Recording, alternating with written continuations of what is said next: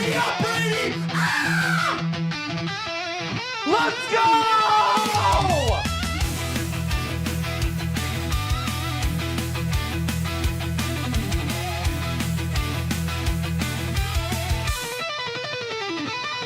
This guy's silky.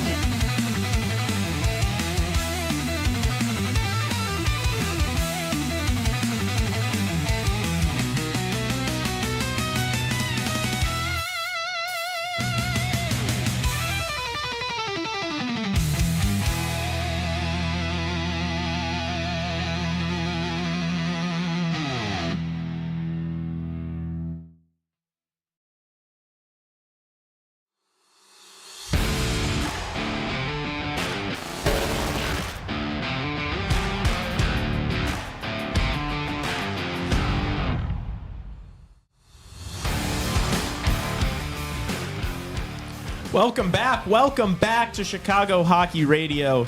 Thank God it's Friday.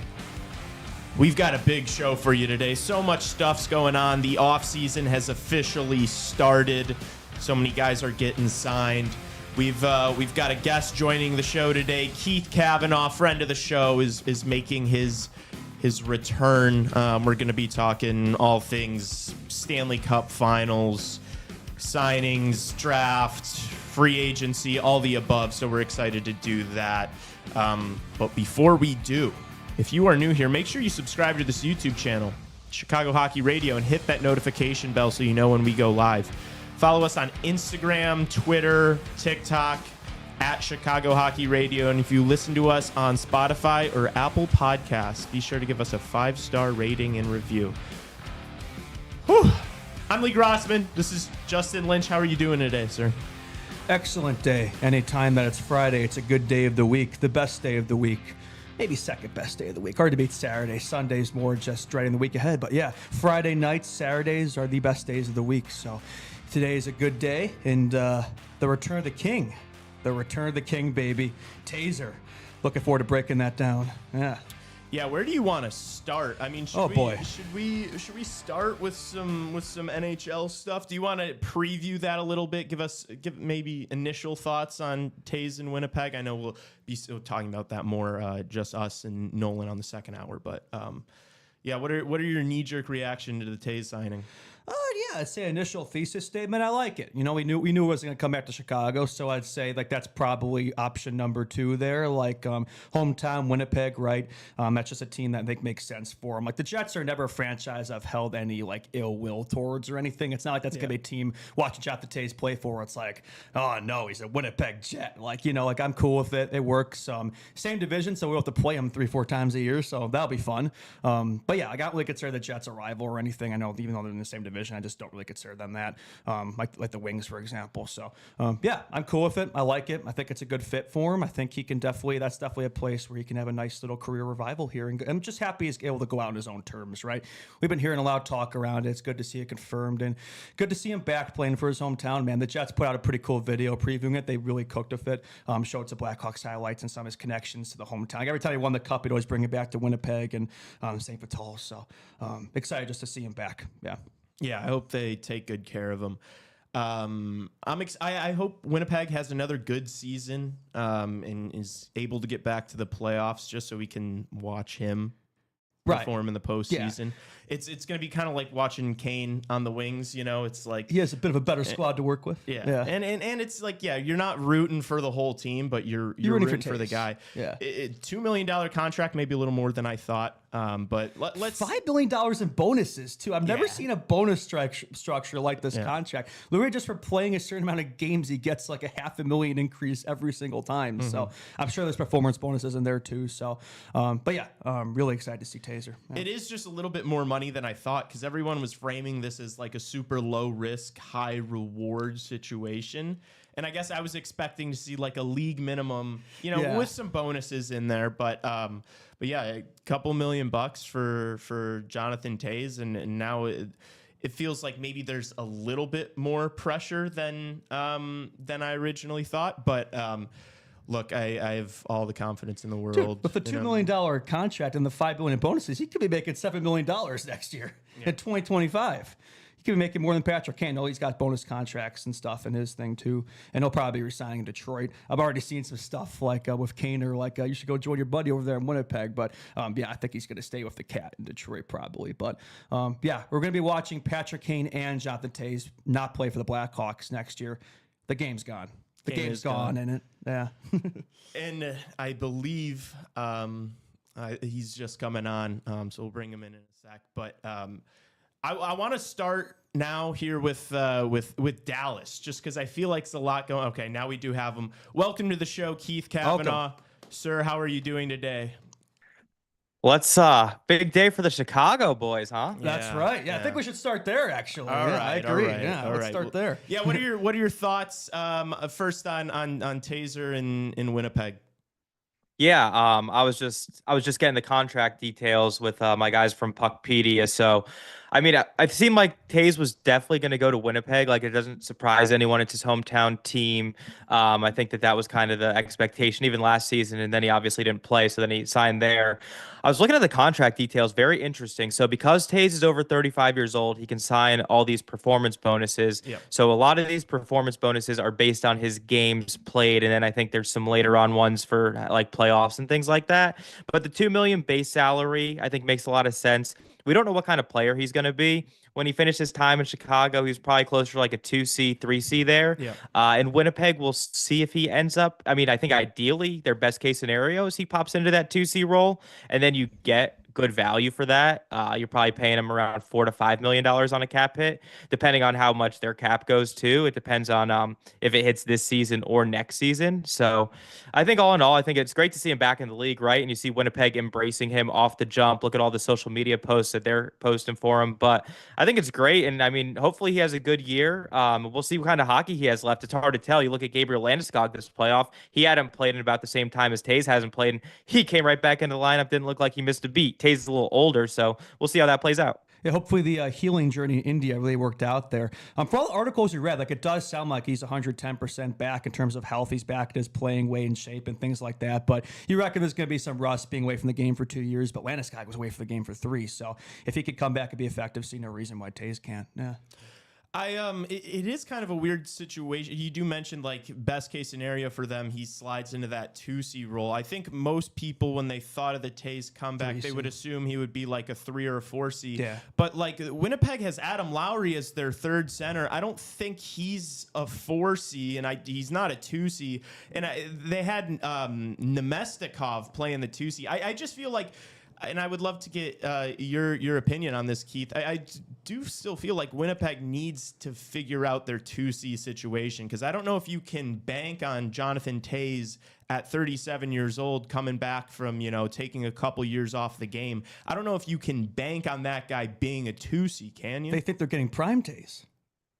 I don't think they're that delusional to think that they're getting prime Toews, but to your point, like, it's hard to bank on someone to be that 2 center. That's a pretty tough spot to put Toews in at age 37. Not to mention, like, Winnipeg is a playoff team. It's not like they're a team that's borderline. They had one of the best records in the NHL last year, and the playoffs didn't go the way that they wanted to. But they do have some cap space right now. They have about $24 million in cap space. They have some RFAs. They have Gabe Velarde's an RFA, Morgan Barron's an RFA. Obviously, Nikolai Ehlers is their big ticket UFA that they might want to try and re-sign. But to your point, if you look at that depth chart, like, if it's not Toews, it's tough to say who their 2C is going to be for them this upcoming season. And so you do want to prioritize that, but you also got to understand like where they are in the cap situation too. I do like the idea of what Toews' flanks could be, though. If he is the 2C, he could be playing with like Cole Perfetti and Iafallo. Like, those would be two pretty good wingers to pair him with to get him back up to speed. Yeah. Perfetti had a great playoff too. If you look at, like, he was kind of one of the breakout stars in my opinion, in terms of a guy who, younger player, you hope he kind of turns the page a little bit. And you look at the opposite end, same draft, Marco Rossi, like the Minnesota Wild kind of buried him on the fourth line in the playoffs, and Winnipeg let Perfetti be on that second line and, gave him some good power play minutes. And he obviously had one of the biggest goals of the playoffs with 2 seconds left in game 7 to tie that and bring that one to double overtime where the Jets moved on in that game. So, it'll be interesting to see what the Jets do with this Toews signing. I think their best case, right, is 2C. Worst case, he's a 4C, and you maybe don't play him all 82 games because you don't want all those cap bonuses, especially if he's your 4C. So yeah, I think it's going to be interesting. I just, hope for the best for him because he's a great guy and, won 3 cups with your Blackhawks. And I'm sure you guys are going to be rooting for him too. Oh, of course. No, I think the Jets will definitely be one of our side teams. Great to see what he could do, especially for the playoffs too, because the Jets are a team that's had great regular seasons, but early playoff exits. Toews was always a guy who elevated in the playoffs. So you got to think that's a signing too, or just a guy with the experience he has in leadership would be good that time of year. Yeah, exactly. Like even if he ends up being a 4C at that point of the season and you're heading into the playoffs with Jonathan Toews as your fourth line center, I mean, there's worse guys to have in that position.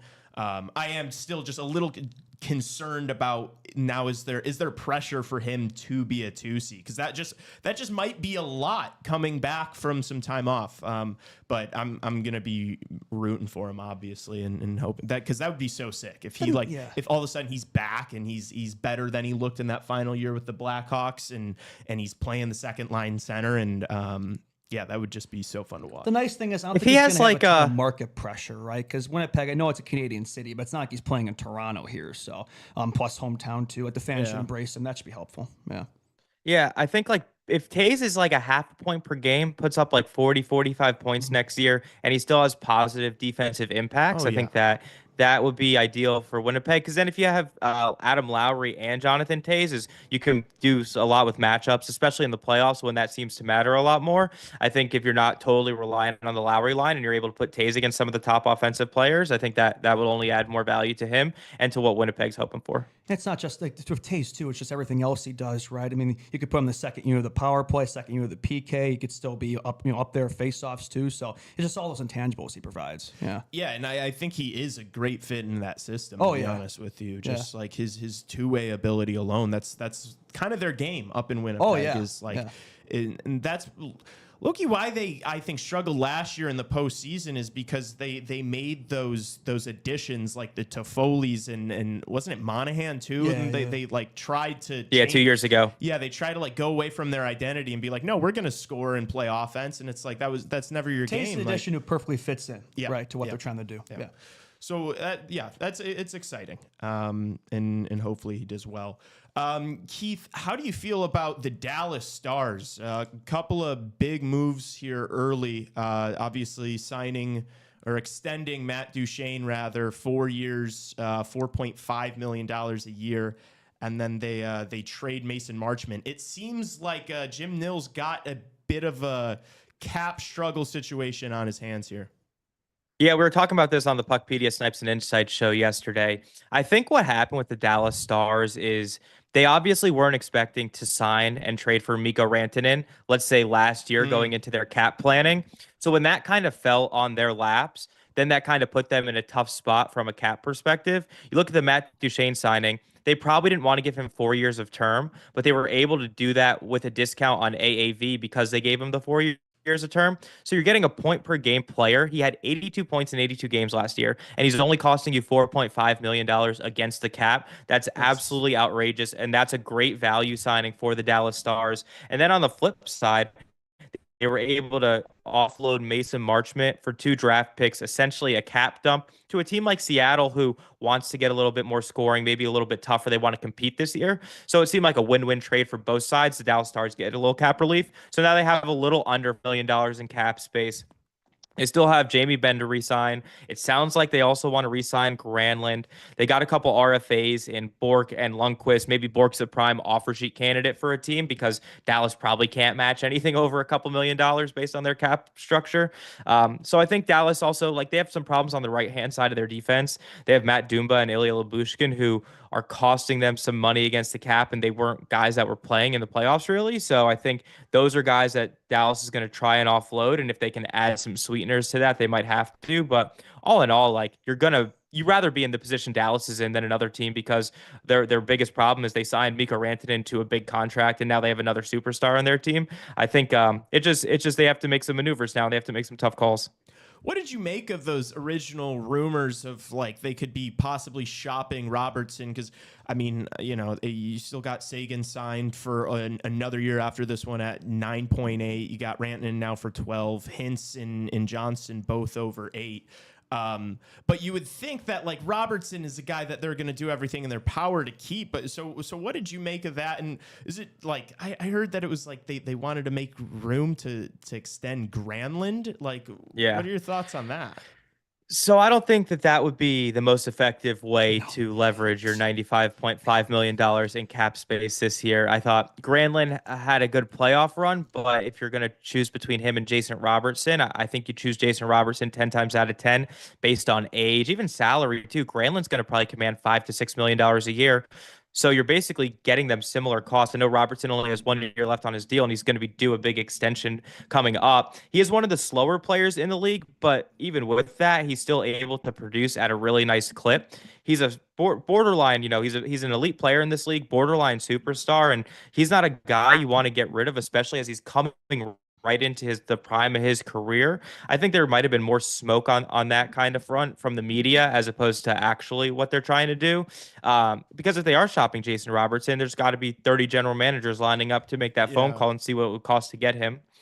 And then if you do trade Jason Robertson, what does that return look like? Are you trying to get, some more cost-controlled younger prospects because of your cap situation? Like, how does Dallas win a Jason Robertson trade would be my question. Also, the Seattle Kraken, Mason Marchman, that team loves loading up on middle six forwards, eh?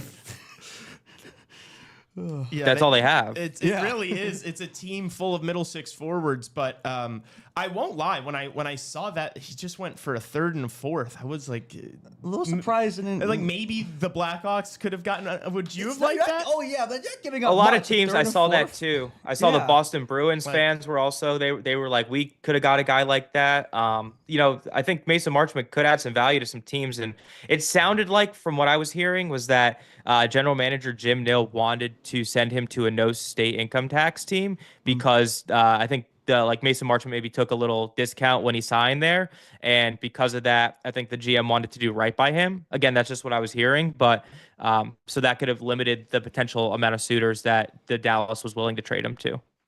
Okay. What are your thoughts on the whole state income tax situation? yeah, I know that was it's debate. I am become so- obviously.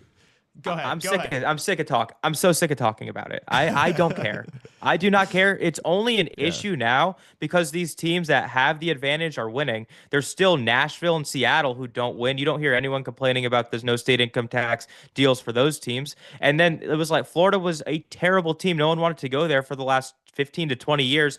Not a single peep about state income tax advantage when the salary cap was implemented in 05-06. It's only a thing now because Tampa won 2 cups recently, and now Florida's won a couple cups and Vegas won a cup. So I think it's no one's talking about all these great moves that Bill Zito made, trading for all these players, taking big swings. The Chuck trade looked like a crazy trade at the time. Look how that's turned out for them. I mean, Sam Reinhart, they traded Devin Levi in a first. Like, that wasn't a nothing trade. And so I think that people are hyper focused on the state income tax and not looking at the big picture as to why some of these teams are actually successful. How about that Florida turnaround? I've seen some posts lately of teams that won multiple cups, like ranking these squads in the since 2005.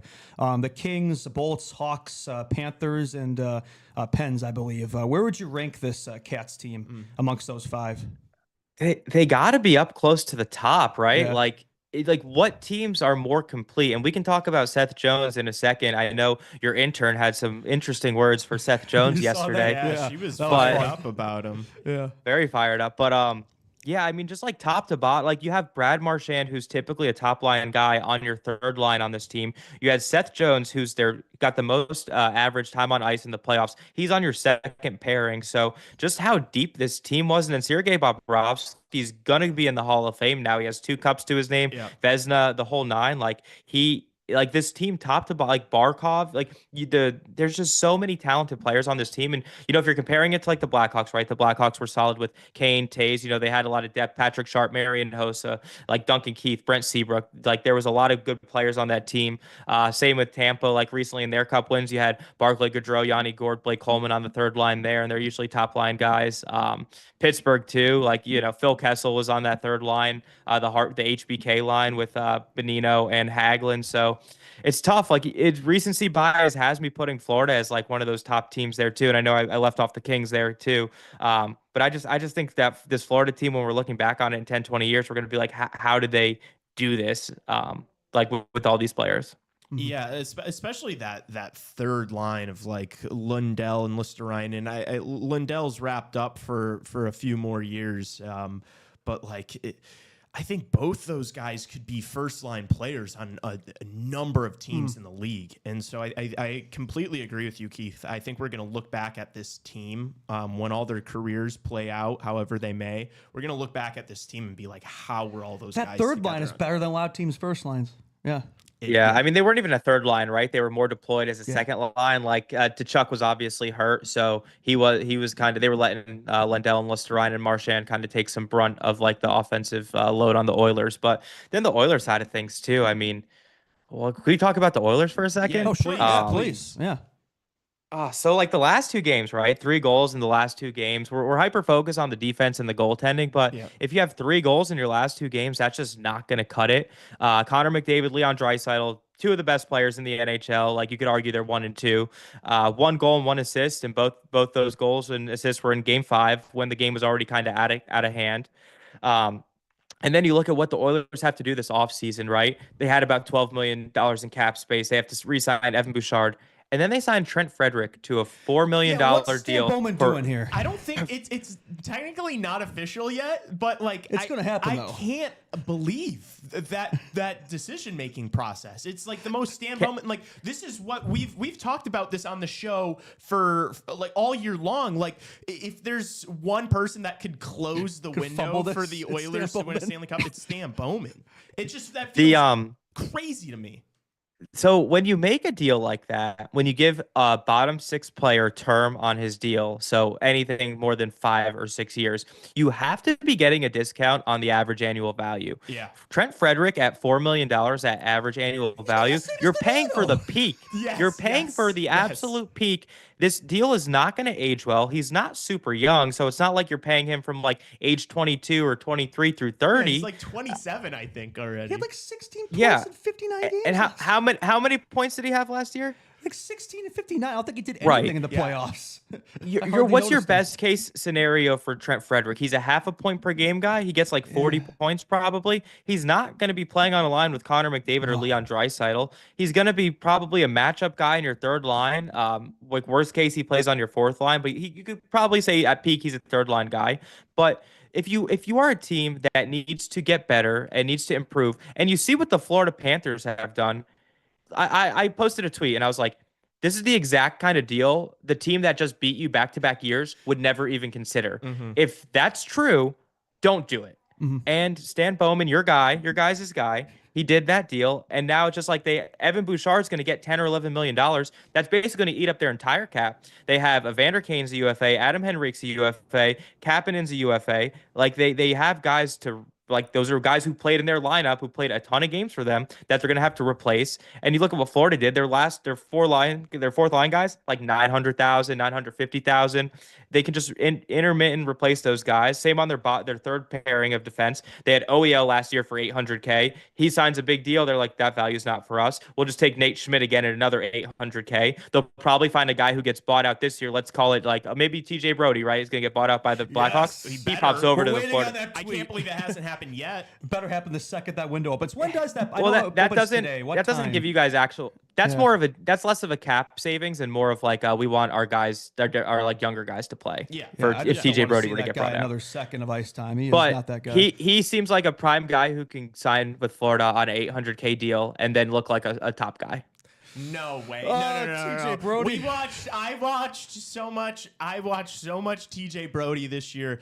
Maybe the Red Star in seems China. like a great guy. That's not an NHL player. I watched. Well, it was, and trust me, it was not just him playing on the Blackhawks this year. Like there were 18-year-olds playing on the Blackhawks. But if there's any team that could somehow turn him around, it would be Florida. As a seventh D, I'll say. I haven't watched enough TJ Brody to make that. I was just kind of using an example. But even if you look at a guy like Seth Jones, right, who also played on the Blackhawks this year, who went into the Florida Panthers system, did it not look like two totally different defensemen? It did. He looked significantly better on Florida, no doubt about it. And I agree. And that's what Florida's gonna do again this year. He was as good as he needed to be. They bring in guys for 1 year, super small contract, sign them, and then make them look great, and then they send them on their way. I think Go ahead. Now they're going to be in a position like the Tampa Bay Lightning where they have to sign some of those guys like the Lightning did with Cirelli and Hagel. I think that the Panthers are going to try to do the same with Sam Bennett. I think they're going to try to re-sign Aaron Ekblad if they can. They're probably going to try and re-sign Brad Marchand. I don't know how all the money is going to add up for them to do that, but I think that those guys are going to want to stay there. You look at the partying they're doing and 8 more years chance and Sam Bennett. I'm not leaving. Yeah. So to me, it's like the Panthers are definitely at a crossroads now where they were able to kind of find that good value. And not to say that they won't be able to do it again in the future, but they're going to need to make some hard decisions in the offseason if they want to re-sign these guys and try to run it back with the same group, or if they try to find some value elsewhere. Not to bring it back to the Oilers here for a second, but what did you think about McDavid's comments yesterday? Yeah. Did it not sound like a? You know what? Here's Leverage? my thoughts. Yeah. What leverage does he need? He says what number he wants, and the Oilers pay that. Yeah. If he wants the max deal, which is I think 20% of the salary cap, he's going to get that, and they're going to give it to them. And I think Connor knows that if he takes that much, it's not going to be easy to build a contender around him. Correct. So I don't think he's going to be a guy to take the max deal. Having said that, I don't know if he's going to be a guy that wants to re-sign in Edmonton. He's seen what these guys have done around him. And is the Trent Frederick deal the one that pushes him over the edge? Like, it could be. And I think if you're the Edmonton Oilers, you have to bring Connor McDavid into these meetings and be like, this is what we're thinking. What are your thoughts? Because I think he's a guy who probably knows the game as well as anyone. And I don't like to give players special treatment, but if there's any player on earth to give special treatment to, it's Connor McDavid. It's a guy who basically brought a team on his back to back-to-back Stanley Cup champions or Stanley Cup finals on a team that is probably not on paper a Stanley Cup final team. No. Like him and Leon are basically over-indexing on that. And Evan Bouchard is too. I mean, you look at him every year, he's right behind them in points. And so if you don't re-sign that guy, like that's going to be a problem. I saw an interesting mock trade yesterday where Bouchard would go to the Bruins and Swayman would come back to the Oilers, which could help them in some extent. But then Darnell Nurse is your number one defenseman. Like that doesn't cut it for me either. So you have to re-sign Bouchard because he reminds me of a guy like Chris Letang or John Carlson, a guy who's a certified number one player who scores a lot of points offensively, but you can clearly win a cup with that guy because both those teams won cups with those players. My pushback to that though would be is you're paying Darnell already 9.25. You're gonna pay Bouchard more than that. Do you have the faith in their defensive ability to be good enough to I'm not gonna lie. I watched this, the Stanley Cup final, and I left thinking Matthias Ekholm and Evan Bouchard is not a good enough first pairing to beat a really, really good team. So Ekholm was hurt, right? So but I don't know. We saw it last year too. Yeah, but going into the the regular season till his injury, like he was their best defenseman, like defensively, and he stabilized Evan Bouchard on that top pairing. And so I will argue that I do think that is a good enough first D pairing. I think that what they need is a better second D pairing. And I think Darnell Nurse at $9.25 million hamstrings you in a lot of ways that is not ideal. I don't think a buyout, I have to look at Puckpedia's buyout calculator, but I'm not sure that the buyout would be all that valuable for the Oilers. I think it would add a lot of money later on. So they got some tough decisions to make too, and they don't have a lot of money to make those decisions. And you know the McDavid extension's looming. If you don't re-sign Connor McDavid, what do you do? Look, if there's one guy who could find a way to run McDavid out of town, it would be Stan Bowman. You can't. The Oilers are going to be paying two players over $30 million probably, and when you do that, you can't overpay for fourth. You can't give 8 years, $4 million to fourth. You can't. You just simply cannot do that. And if they continue to do this, and he makes another poor move like this, I'll make the claim that I don't think Connor McDavid's ever going to win a cup in Edmonton. Yeah. Because it's like, how can you make that work? Like this team, they kind of went on a, dare I say, miracle run this year. Like I know they played well down the stretch, but like he and Dry are the that team. If you look at that lineup, that roster, we had 40-year-old Corey Perry on the first line. You had Podkolzin and Kapanen playing on the second line for most of the playoff run. That's not a Stanley Cup winning formula. Those three guys in your top six, Can I counter this real quick? Yeah, go ahead. Who would you say are the two best built teams in the Western Conference, top to bottom roster construction. It's probably Vegas and it's probably Dallas, right? Yeah, Dallas. Right. Edmonton, yeah. Edmonton decimated both of those teams in the playoffs. They ran through them like they were not even in the way. We thought both the Vegas Edmonton series would be good. We thought the Dallas Edmonton series would be good, long, hard fought series. Edmonton destroyed both of those teams. So to say that they're not a like Stanley Cup team, like I get what you're saying because Florida exposed them for what they are, but Edmonton could have ran through any single other team in the NHL this year. Florida is. Also, I don't mean by not a Stanley Cup team. Like, I know Leon Draisaitl and Connor McDavid give any team in the league a chance to get to the Stanley Cup final. Like those two are. I'm more so talking about the rest of the roster. Like if you didn't have Leon and Connor, this team wouldn't be a playoff team. Like even close to that. Yeah. I mean, the Zach Hyman injury hurt them, right? Like that was a huge loss. He was 1 year removed from 50 goals. Ryan Nugent-Hopkins had a broken hand, so he couldn't really produce offensively. And the depth scoring for the Oilers in the first 2 rounds was basically carrying the weight that like Leon and Connor were not producing at the normal rates that they do. And then they obviously turned it on for the Dallas series and the Florida series. But at the beginning, it wasn't like they were going crazy. And the depth was kind of the big story for Edmonton. They were the ones kind of carrying the weight a little bit. Kapanen had a big overtime goal. Vander Kane was scoring a bit.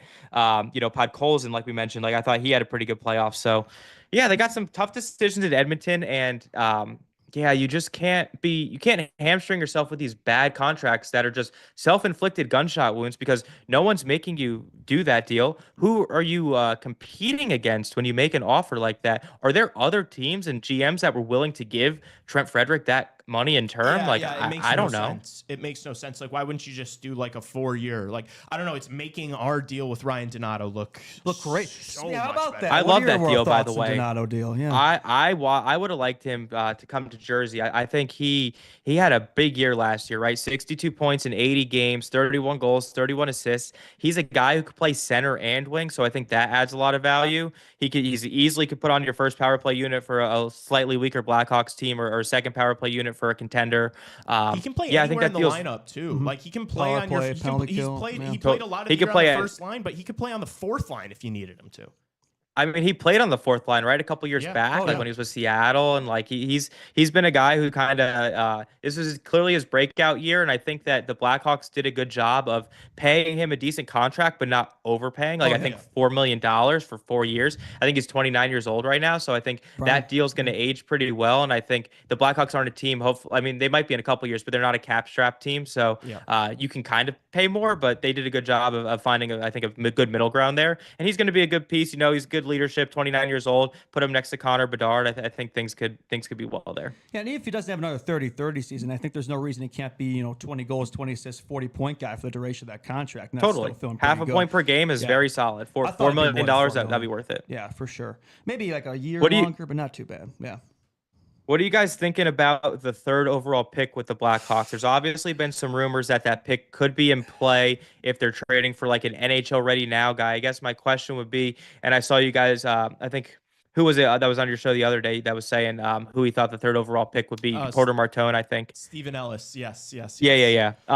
So I'm curious, like, would you guys rather take a guy like either, Martone or Anton Frundell as a prospect, or trade it for like an NHL ready player now who might carry a big contract like a Noah Dobson or maybe an Elias Pettersson type of player who's like teams have clearly said that they're kind of on the block? If I had confidence in who the Hawks are going to take at 3, if it was Martone or Higgins, I'd just keep the pick. And I'd probably still lean towards taking the pick, even if it is Anton Frundell. I'm not quite as sold on compared to those two, but we've seen some, they could reach there. They could go for Denoyer or somebody like that. So if that were to occur, then I think if you could trade for a piece that could help you win now, I think I'd be all over that. I don't know if it's a Peterka type player or probably not. The J-Rob's probably off the table. That'd probably be no way Dallas would. That'd be a crazy trade for them. But somebody like that, a start, a pair of Betsy, I think I consider it. I'd be open to the idea. Yeah, it would depend on who the player is. Yeah. Even like a JJ Peterka, I would be a little hesitant towards, but I'd be open to it because it does sound. And so Stephen Ellis, who came on, he was saying how he really he would love Porter Martone for the Blackhawks there at 3, but everything we've heard, like Davidson doesn't seem to love the guy. It's gonna be Anton Frundell, and if you just look at the odds on the sports book too, as well as all the Hawks insiders, what they've been reporting, It sounds like the Blackhawks have kind of zoned in on Denwye and Frundell, and I think Frundell's significantly more likely there. So, yeah, if it's gonna be Frundell, that would make me more open, to be honest with you, with a trade, because I know that trading the 3rd overall pick is. You don't see it very often. And it's a risk. But yeah, if you're to bring in a guy like, I don't know, a Robertson or I don't know. I saw there were some Twitter rumors about Svechnikov to Chicago. I saw that. I don't know about that. That would be one. interesting. But like that would be something I'd be all over. Like if I would I just don't know how credible. I don't. It's probably not credible, but I would if that. But was think about an it this option, way. I would do that. If the Hurricanes are going to bring in either Ehlers or Mitch Marner, let's say that they sign one of those two players for like $9 million plus on an AAV, they're going to have to, and they have a lot of cap space, but they are going to have to make some concessions elsewhere. So Svechnikov seems like a guy that could be on the table if they were to add a player of that ilk to their roster. What's his contract? I'm gonna look. But yeah, like I think he's 7.75, and I want to say there's like 5 years left. Yeah, dude, I'd be all. Yeah, it is. It's 7.75 until 29:30. I'd be all over that. You know what you'd be all over? I don't think it would happen, but Trevor's saying in chat, every pick for Brady. That's your boy. Yeah, I don't. Brady's not going anywhere, unfortunately. No. That's exactly what we're missing, though. Hawks do need dogs. I like the idea of getting somebody now that you could pair with Bedsy that make an immediate impact. Yeah. This is a funny place to take this conversation, but I was looking at the sports book yesterday for like what were the odds were for to win the Stanley Cup next year. Carolina had the best odds, and it's gotta be the path, right? I put it on my story, and I said that the Metro Division is so ass that Carolina is. But as a fan, maybe they're banking on Martyr going there, but like even that in the Metro. What are your thoughts on that? That's not surprising, just because the way that these models are built is very advantageous to Carolina. They're always a team that dominates in shot attempts, expected goals, Corsi, and so a lot of the sportsbook models are kind of based on that. And so a lot of times, even when you're looking at like Jay Fresh's of the world or Dom from The Athletic, like a lot of their models also are very high on the Hurricanes for a lot of those same reasons. So when you see a team like Carolina who has the odds-on favorite to win the Stanley Cup next year, I'm actually not that surprised. I think part of that, like you mentioned, is probably a little bit of the weakness of the Metropolitan Division. But then also it's too just their style of play is very conducive to how these betting models work. Yeah, until the 3rd round. Yeah. Well, no, it does make sense, and also just given the division, like they're obviously going to be in the playoffs, and once they're in the playoffs, who's their competition in the division? So it's funny we say that this year, like that they're obviously in the playoffs, because last year they had such big roster turnover that a lot of people were actually like, I don't think that this team is a playoff contender this year. I think they're going to miss the playoffs. A lot of people said that. And so it's funny how like one season removed, we see that it's actually the system there is unreal, and they have all this cap space now to make some big splashes. And now we're just definitely on the flip side of it. We're like, they're definitely a playoff team. Yeah, I guess I agree with you, though. There were people that were saying like, oh, this team's in a rough spot. I always thought that they were going to make it to the playoffs. Just they're a playoff team, but I just never really take them seriously as a cup contender. Yeah. Well, and it is because they if we're calling a spade, they lack. They lost 15 straight conference final games at one point. They lack the top end talent. Like Sebastian Aho's great and all, but like if that's your best player, you're not going to win a Stanley Cup. Right, and I think that's why the rumors are coming out where they're all willing to offer Mitch Marner $14 million a year because they want to make that big splash and get that high end player. Even though Mitch obviously has some playoff qualms, I will say, but maybe in a smaller market like less Carolina, pressure. Way less pressure, way less eyes on him. And if he exceeds expectations, great. And if he doesn't, the media's not up his ass nonstop. Sure. And I think that would be a good environment for him to go to. And if he's able to make more money than he would anywhere else, like it seems like a win-win for him. Although if Rantanen wasn't able to work out well in that system, you think Marner would assimilate better? Yeah. I think Marner's style is like very conducive to that system. I feel like he is the perfect player for the Carolina Yeah, Hurricanes. he's better defensively, I think, than Rantanen is. He plays some PK time. He's very good with puck movement and generating high quality chances. So I feel like that would be a good fit in Carolina. But at the same time, you never know, because we thought at the same time we were like, oh, Mikko Rantanen, even if we don't think it's a fit on paper, we're like, he'll figure it out. He's an elite player. 13 games in, they're like, we're good. Yeah. I love playoff qualms. Is that That's what a you good said? one. We're stealing Is that going to be the title of this episode? We're just gonna clip playoff qualms. That's gotta be in there somewhere. I do like that a lot. Keith, what are you excited for with the draft? Do you think there's going to be anything unexpected happening? I want some fireworks, Yeah, right? me too. I want to see a big trade on draft day for like a top 10 pick for one of these guys that these teams are throwing out there. They're like, we don't want this player on our team anymore. It makes too much money. I think another team will be like, all right, we'll eat that all up. There's a lot of teams with good amount of cap space, right? You look at what the Anaheim Ducks did. They just took on some cap with the Chris Kreider trade, but Blackhawks have a ton of space. The Columbus Blue Jackets have a ton of space. Pittsburgh Penguins, they're going to be interesting because it seems like Elliot Friedman on 32 Thoughts was saying the other day, he's like, every team's trying to get better right now except Pittsburgh. So it's interesting to me what they're going to do this year with Sidney Crosby and Malkin on that team. Like, does Crosby become available at some point when he realizes they're just going absolute full tank? There's also some wingers that team has. They have Brian Rust, Ricard Raquel, guys that teams would want. I'm interested to see if Elias Pettersson gets moved. I'm interested to see if we get any good offer sheets after free agency. I want to see, did JJ Peterka get offer sheet? Yeah. Give me a Noah Dobson or Evan Bouchard offer sheet. Like, let's see some fireworks. Let's see. Let's put the court in those teams' hands. And do they want the player, or do they want all this draft capital that's going to be coming back based off of how high that offer sheet is going to be? Well, I find it interesting that a lot of scouts are calling this one of the weakest drafts in recent memory, and yet this appears like this might be one of the most active drafts in recent memory. You think that might be the reason for it? You think a lot of teams are seeing these picks and thinking, well, if you can get an established player, that might be more impactful than whoever you're picking in those slots? Yeah. Yeah, a little shameless plug. We're launching the Puckpedia Hockey Show on Wednesday. It'll be the first episode. We're having NHL draft expert Jason Bukala on the show.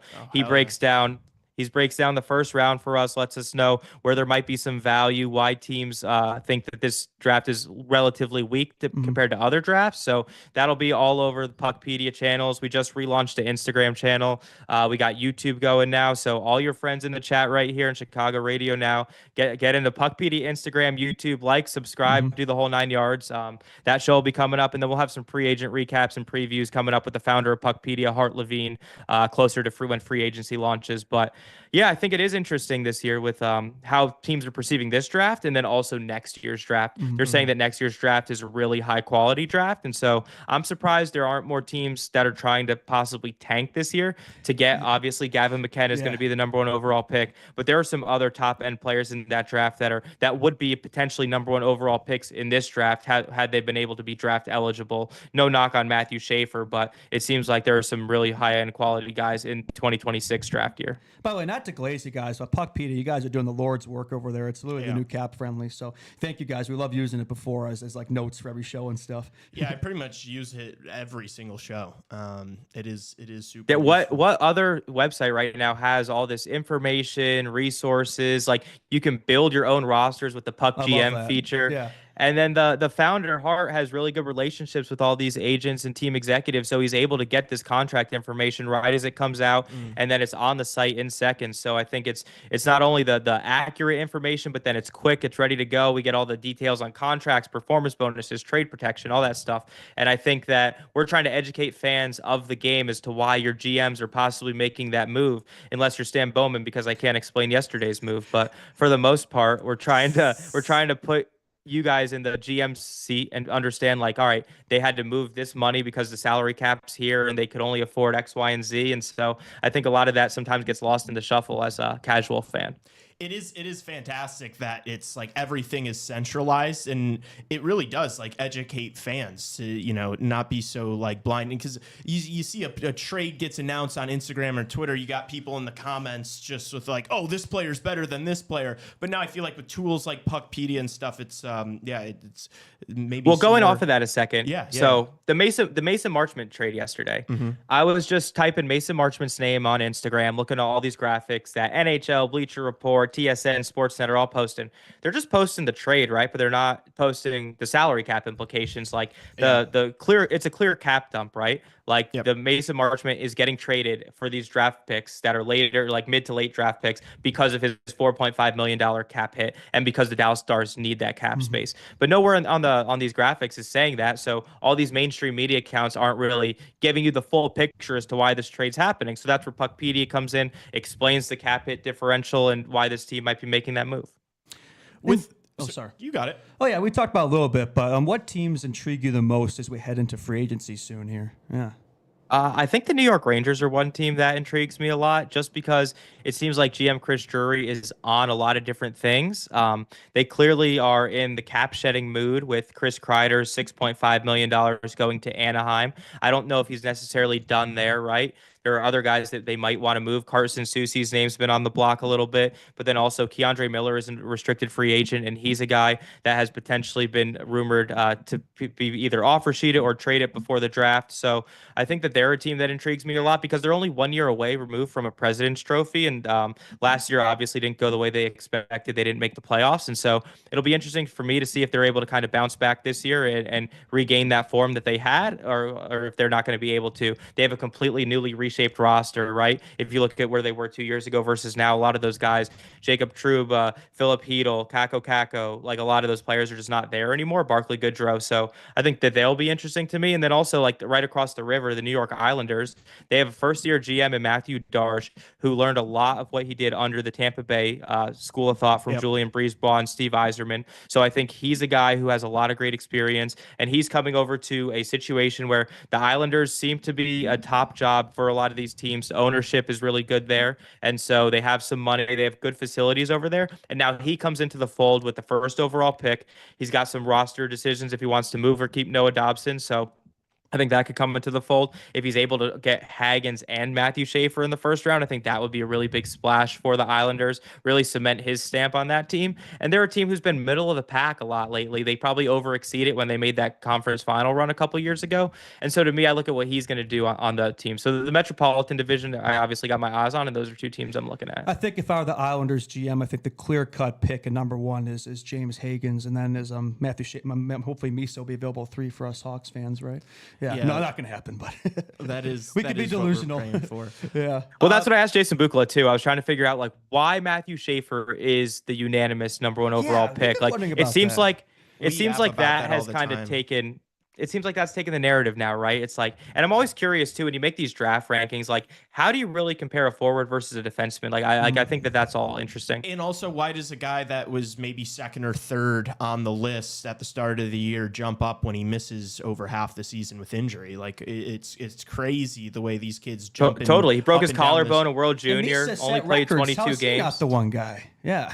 Yeah. And then you look at Shane Wright too, like a couple years ago, he was perceived as a top guy for a long, long time. And then he ended up dropping to 4 on draft night. Yeah, it's wild. It is nutty.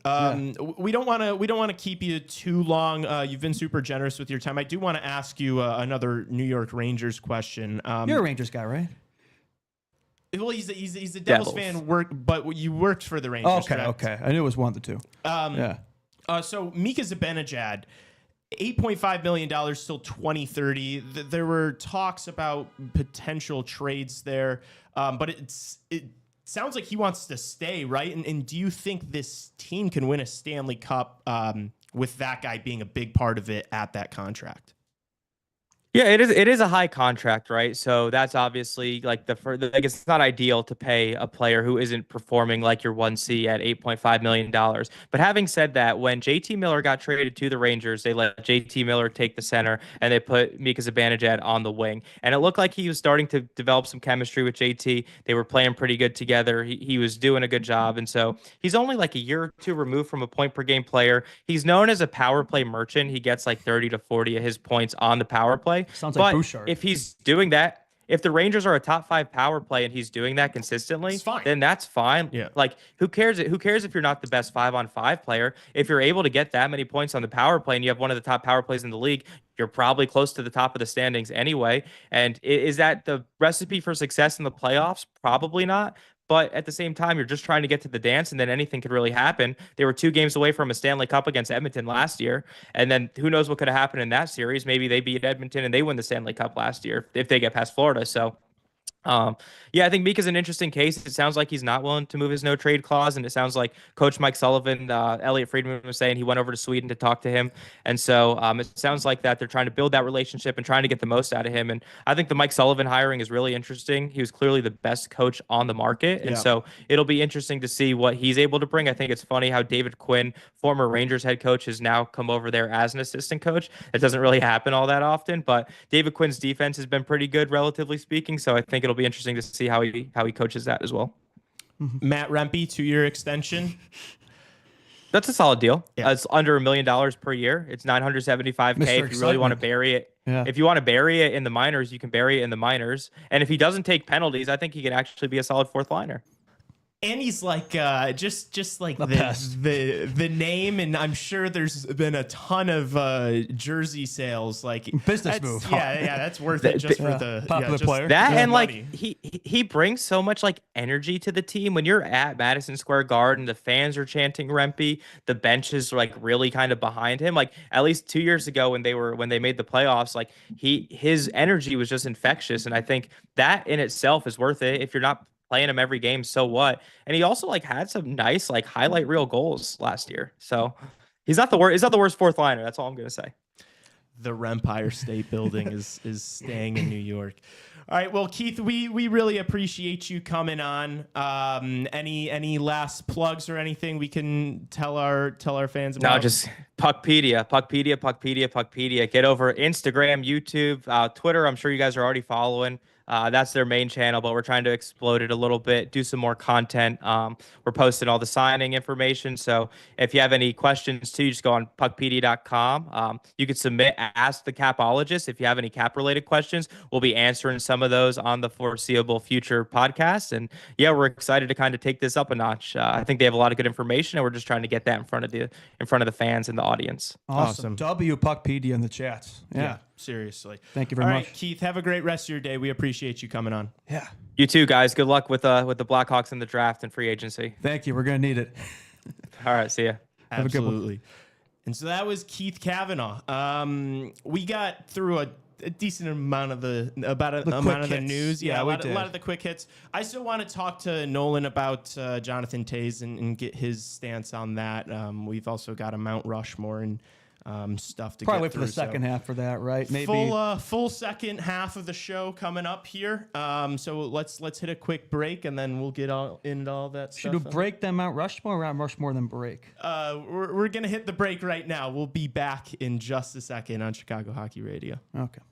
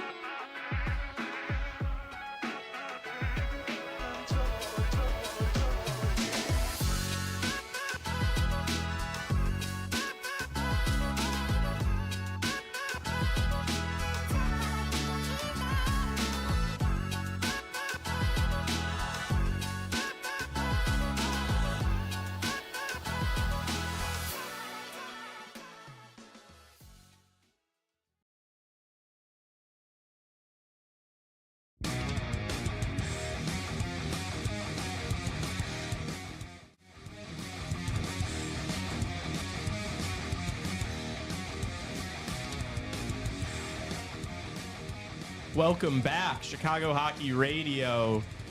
It's Frundell Friday. Oh, boy. Andrew Nolan, how are you feeling today? It's Tassos here right now, but I will hand it over to Nolan. They asked how you're feeling. Feeling about Frondell Friday? It's Frondell Friday. Let's fire it up. All right. Let's get into it. We're gonna talk Blackhawks here for a bit. Nolan, I said in the first half of the show that I wanted to get your opinion on Jonathan Toews going to Winnipeg. Yeah. How do you feel about that $2 million? This really makes Winnipeg honestly, I think it's a really good, 3C signing. I was looking at the break. They have only got, 2 really big free agents to sign in Sandberg and Velarde, and they've got a lot of cap space to do so. But, I mean, realistically, outside of Toews, who wants to go to Winnipeg? That's true. Unless you're born there, Winnipeg's not exactly first on the list of free agent destinations there. But Toews is used to the nice Winnipeg weather there, and I'm sure Toews has his activities there to partake in. So He's got his lake in Manitoba that he can go to anytime he wants to. exactly. But what was all that talk about? Oh, Toews is probably gonna go somewhere where the weather is really nice because he's been spending all his time in India, and he's like, nah, I'm just gonna stick with Winnipeg here. Yeah, I mean, he wanted to go home. Good for him. Honestly, I wish him the best. It's not like, Winnipeg's a big Central Division rival from what we've seen. No, yeah. It's not as bad as Nashville or St. Louis. So I'm really excited to see what happens with Winnipeg this summer. I think we got to get more into this bonus structure, Lee. I've never seen a contract like this before. Okay, so it's $2 million. That's the base salary for 1 year. And I'm going to give you the full details of this bonus structure here. After 20 games, he gets $550,000. After 30 games, $550,000. 40, same deal. 50, another $500,000. 60, another $550,000. Just for playing in every 10 or so games, he gets a bonus of $500,000. And then Jets make the playoffs. Another $500,000. If they win the first round, another $250,000. Second round, $250,000. Third round, $250,000. If they win the cup, $1 million. So Toews can make another $5 million off of this $2 million and be a $7 million man next year. If the Jets win the Stanley Cup, He's got financial incentive to be Yeah. really good. to be healthy, right? I don't think he's going to want to take too much. People are going to say, oh, he's been away from the game. He's going to want to take time off. If I were him, looking at this, I would not want to take any time off. I want to play as much hockey as I can to get all that bonus money there. Nolan, who are you going to be rooting for more? Detroit with Kane, or if he resigns, or Winnipeg with Toews now? Toews with Winnipeg. I think 10-year-old me would never want to root for Detroit in any fashion. I still think that happens. Detroit sucks. Detroit sucks. Right. So I think Winnipeg definitely for me is. I'd rather have Winnipeg than Detroit. I have no problem rooting for Winnipeg. I mean, I think that'll be my side team next year, my team on the side when I'm cheating on the Blackhawks. So, yeah. And then, what were you about to say? I didn't want to cut you off. No, so I'm going to jump in here. This also kills my dream of both of them reuniting on my Toronto Maple Leafs. Delusion. That was always delusion. I don't know. It could have played. It could have played, not with that money, but yeah. So many people were speculating. What you just brought up the thing about him wanting to play in warm weather. Who someone that could have just been some random person on Twitter who started that. I'm pretty sure that was maybe it was a chick. I don't remember who it was. It was somebody. Maybe it was Yandel. I don't know. It's the Chicklets guys. I can't remember who it was, but yeah, that was interesting. It's so funny because people hear stuff like that and just run with it as truth. Like, oh, Jonathan Toews is looking to play. No, I didn't see it that way. I know, but so many people did. I don't know. I was kind of hoping, honestly, I mean, it would have been a bit bittersweet, but I was kind of hoping for a reunion with Kane in Detroit, but that would have been kind of hard watching both those two of Detroit. I've gotten used to it with Kane, but that would have been cinema. But now they're going to be playing against each other. And, man, how about that first game back at the UC next year? And we're going to see him there at least twice. So yeah, that's going to be cinema. It's Jonathan Toews in Chicago. He scores. Jonathan Toews at the OT winner on the day of Duncan Keith's jersey retirement. Could you imagine that? Or Chris Seabrook? That'd be terrible. Is he going to do the Showtime celebration too after breaking the hearts of Blackhawks fans? Is this, can we just say, is this tampering? I mean, it's not because he's a UFA. But, it's a little weird that they're, posting about it right before the signing. You don't generally see that in hockey. Well, I think his situation's a little different, right? Because it's not like he's been playing the last 2 years. So yeah. No. I think his situation's different, but it's not official till July 1st, right? Yeah, right. Yeah. It seems a little weird that they're going like all out for it right now. The but I Jets guess are just that getting it's that out. marketing going, Yeah, right? you gotta get them. You gotta get the fans excited. You got to get this season is- tickets gotta to get the 'em on their feet. Yeah. smallest building in the league. Yeah, 15,000 strong. Yeah. They wouldn't even sell out when they were a playoff team last year. So Have you guys really like shared about like how you feel about this? Yeah, no, I feel fine about it. I feel good. Generally speaking, I'm just happy that Toews is back, right? But I think the Jets are a team that I'm happy to see him play for. It's not going to be a tough one, right? There are certain teams where it's like, I don't know, Boston, Vegas, wherever. It's like, I don't want to see Toews go there. But I have no problem seeing Toews play for his hometown team, like to end his career. I think that just works well. And I like that Jets squad. I like to see Toews succeed there. Yeah.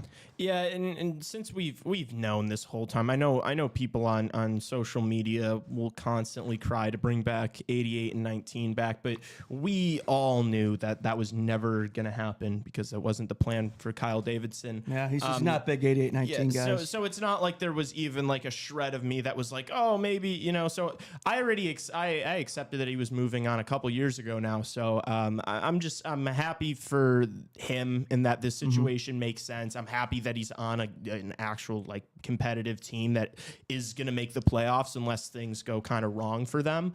So yeah, and I don't even mind that it's in the division because it's like we're not going to be competing for a Stanley Cup next year. So I don't mind getting to see him super close 4 times a year. Breaking news. The Chicago Blackhawks and X have just put out a Jonathan Toews post. I quote, "The NHL is better with Jonathan on the ice, and we're excited to celebrate him when he returns to the United Center of Winnipeg this season. The entire Blackhawk organization would like to congratulate Jonathan Toews and welcome him back to the NHL. The work he's done over the past 2 years to make his return is a testament to his resiliency and determination, the same qualities that our fans fell in love with that continue to define him as a player." Cool. It's a little weird. We need to. Yeah, that is. He's not a even on little the weird. team anymore. It's like, you know what would have been nice, Blackhawks? We've just signed Jonathan Toews for him. Are they going to put out a whole post like that for like every milestone? Like, are they going to put out a post like that for his first goal back? Toews just scored a goal for the Jets. Yeah, right. did they do that for Kane when Kane went back to Detroit or no? I don't recall think that. so. I don't believe they I do did. not recall that. I guess it is a different situation. It's not like, I know Kane had his surgery and everything, but it wasn't like Kane was out for, 2 years or anything. Yeah, it was a little different. I think it's more just welcome back to the game of hockey. Yeah, which fair enough. Yeah, this guy was going to Burning Man in India over the past, so it's like, it is like he was obviously coming back from. You think they talked at all? Who? The Blackhawks and Jonathan Toews? Yeah. Not a peep. I'm sure. Yeah, no. No, you don't think? No, Not I a don't think peep. so. No, unfortunately. Utter woke nonsense. Kyle Davidson made up his mind about that a couple years ago. Like, He's not a big clearly. fan of those 2010s guys who've won cups. Here, Like right? we've Yeah. literally brought back veterans to like usher on these young Nick players. Foligno, same draft class, 2006. And we didn't go to 19 and 88. So like it was You brought back Teravainen, I'm just saying. Which, dude, that's the thing where it's like, okay, if we have an issue bringing back Kane and Toews, then what makes Teravainen so different? I mean, I think it's Maybe he wasn't here for 2010. 2010. Yeah. I think is probably the common. My point is, I think denominator here. Kane and Toews would have been good for this team. I think, yeah. I don't know these young guys, but it is what it is. It wasn't in the cards, I guess. Yeah. I just hope they sign one-day contracts to retire as Blackhawks. That's all I care about. Yeah, I think, end of their career, hopefully. That'll be nice. Yeah. Yeah. That's the thing, too, of Toews. I know it's a 1-year deal, but I don't think he's going through all that work the last little while, and he's been training all year to come back for 1 year. Like, I think he's going to be around at least till, maybe 40, a couple of years here, I Right. think. Yeah, I mean, depending on how he wants that 4th cup, so I guess if he wins that 4th cup this year, that could be it, but I think he's going to be around for a little bit here. And yes, he's 37, but the fact he's been away from the game for the past couple of years, it's like a 34-year-old in a 37-year-old's body. I think that's what Charlie Meliodas said. So, I think he should be feeling fresh, and but just take some time to shake off the rust. Yeah. Right. Can I ask a question to you all? Yeah. Do you ahead. like? There's a chance that this doesn't work. Yeah. There's, Completely. Yeah, like there's a big chance that this doesn't work at Yeah. all for Winnipeg. And I don't know. I know the bonuses you don't have to pay unless he hits them, I think but it's low risk, though. I mean, I don't think. league min is low. PTO is low risk. Yeah. That's $2 million. that's what I was saying, Tassos. I completely agree. It is, and also like those other centers that I mentioned. Like, are they really not?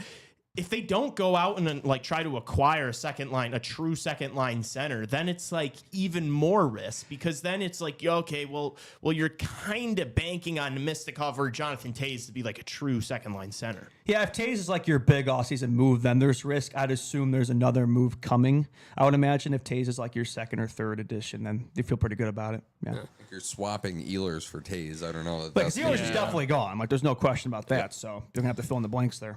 So now that's like, now they still have like, yeah, I feel like they have a couple of top 6 needs that they need to like address. Yeah. But they do have the cap space to do it. According to Puckpedia, they're at about $24.5 million in cap space, with only Velarde and Dylan Sandberg to re-sign this offseason. Yeah, but it's like, which of these free agents are they gonna get? Yeah, you know, exactly. Like there's a finite list, and there's not a ton of like really big, game changers or anything. So, yeah, they might be over relying on Jonathan Toews this year. That is a possibility. Definite possibility. Well, you know what? If there's one guy that I feel pretty good not betting against, it's Jonathan Toews. I'm intrigued, man. I'm intrigued. Like back stations, I think are pretty realistic, but it won't surprise you if he surpassed them, man. Like I think we're going to see a much different Jonathan Toews. I don't think we're going to see prime Jonathan Toews, but I think we're going to see a better Toews than we did the last couple of years there. Obviously, he missed the full season in 2020, 2021 with a long COVID, and clearly was playing. He was not very healthy. He definitely was not 100% healthy in 21, 22, 22, 23. Wasn't himself, and now his health is back. So yes, there's rust. Yes, there's age, but if he's back to his playing weight, back to his playing shape, I see no reason why it can't be 40, 50, second, third liner, effective in the special interesting teams. Tidbit about Toews, if I might interject here. Yeah. If Toews gets, I believe it's 9 points this year, he takes over the all-time lead from alumni from North Dakota over Zach Parise. Oh, interesting. Fascinating. I think he's close to 900 points too, right? I think he's at 883, so it's about 17 away from reaching a milestone there. At the very minimum, you think he should be able to clear that this year, at least 17 points. I just pray for no injuries. I pray for no more sickness or whatever to come up, because I know if the Hawks, he returned and he had to miss a lot of time because things came up there. But he claims, I know the GQ article, he claims he's 110% back, that's gone. The long COVID's gone, so he's back to 100%. So I just hope he's able to play as much games as possible and, closely, somewhat, at least half resemble his old self.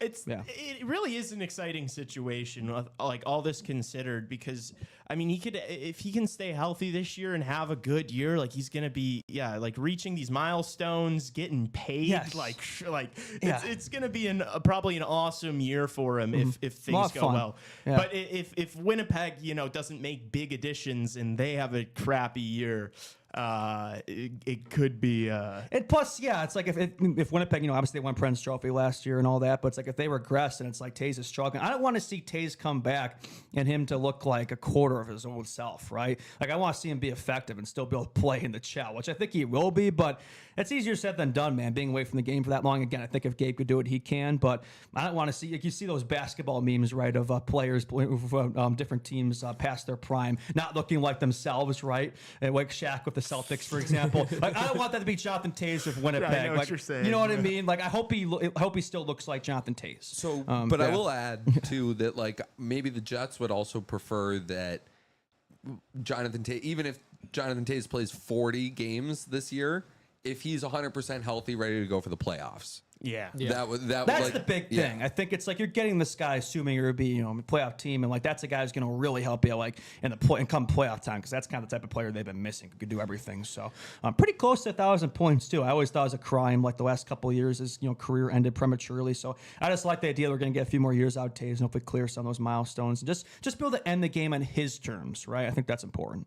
Yeah. Yeah. And to Tassos' point, like the Winnipeg Jets are not paying Jonathan Toews to come in for $2 million with all this other financial incentive for him to just be like good during the regular season. No, there's expectations here. You're bringing in Jonathan Toews because of his playoff pedigree and he knows how to win, and that's where they need him, and that's where they need help. Is they've put together back-to-back really good regular seasons, but they haven't made it past the second round of the playoffs, and so obviously that's going to be their main focus in Winnipeg, and hopefully Jonathan Toews can help him out in that. And I also don't think Jonathan Tassos is coming back just to get his cardio in, right? Just to play. Like, I think he's coming back to win, and I don't think he'd be coming back if he didn't believe himself that he could be effective. Yeah. Yeah, I don't think he'd be coming back if he didn't still have that fire. I'm actually surprised. Like, I really didn't think we'd see this day. Like, I really thought he was done.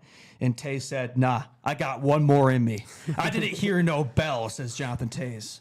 So, yeah, I'm just really excited. It'll be nice to be able to have another team because I'm always watching Patrick Kane when he's playing with the Wings, and I'll always be watching Jonathan Toews when he's playing with the Jets. That'll be fun. I will say, last point for me, at least on Toews, also for a team who there's just always been a lot of noise around the locker room of that team, I feel like. Having a guy like Jonathan Toews in there probably isn't a bad thing. No, Yeah. it's something I think they've been missing. A good voice for the room. A guy's been there, done that. Like, I think that's the perfect guy you want in your room that time of year. No question about it. So, Yeah, Lowry and Toews are going to be like the unks of that team. yeah, honestly, though, like, yes, they don't have a true second line center at the moment, but it's like if you have those guys as like your 3 and 4, you feel pretty damn good. So I think that's something they have to address. And if they do that, I think if you have a center duo there, you know, I mean, and that's your bottom 6, you feel pretty damn good about it, right? Yeah, I think they need a second line center and a good winger. Yeah, a couple more additions there, and they'll feel pretty good. And is that all we got in Toews? I think so. Yeah. Speaking of Blackhawks legends, how about Patrick Kane? He put out a tweet, guys. Chicago, I'm coming back to see you. 8 tickets are available now. Autograph signing, Q&A, and hockey talk on stage. Let's make it a night to remember. Proud to have a portion of the proceeds supporting the next generation of youth hockey. I got so excited when which I don't know why, because I knew he was never going to come back. But just when I first saw that tweet with Patrick Kane saying "Chicago, I'm coming back," and I was like, just for an autograph signing. I'm like, Patrick Kane is nearly edging us in the year 2025. So, but yeah, 8/8. What is that? August 8th. Patrick Kane will be back. So, yeah. Thank God I'm going to go to the autograph signing and get my forehead signed by Patrick Kane. Do you think those guys are trolling us? I just find it really funny that on the day that all this news comes out about Jonathan Toews coming back, to play for Winnipeg, that Patrick Kane tweets out that he's coming back to Chicago for an autograph signing. Like, he could have announced that any day, and he chose today, right as that news dropped. I think the Unks are trolling us. They definitely know that Blackhawks fans are like delusionally in love with them, and I don't know. I think it's great that he's like, get over it, move on. How about no? That's my childhood, man. Yeah. That's nostalgia. Yeah. I'll always be fans of Kane and Toews.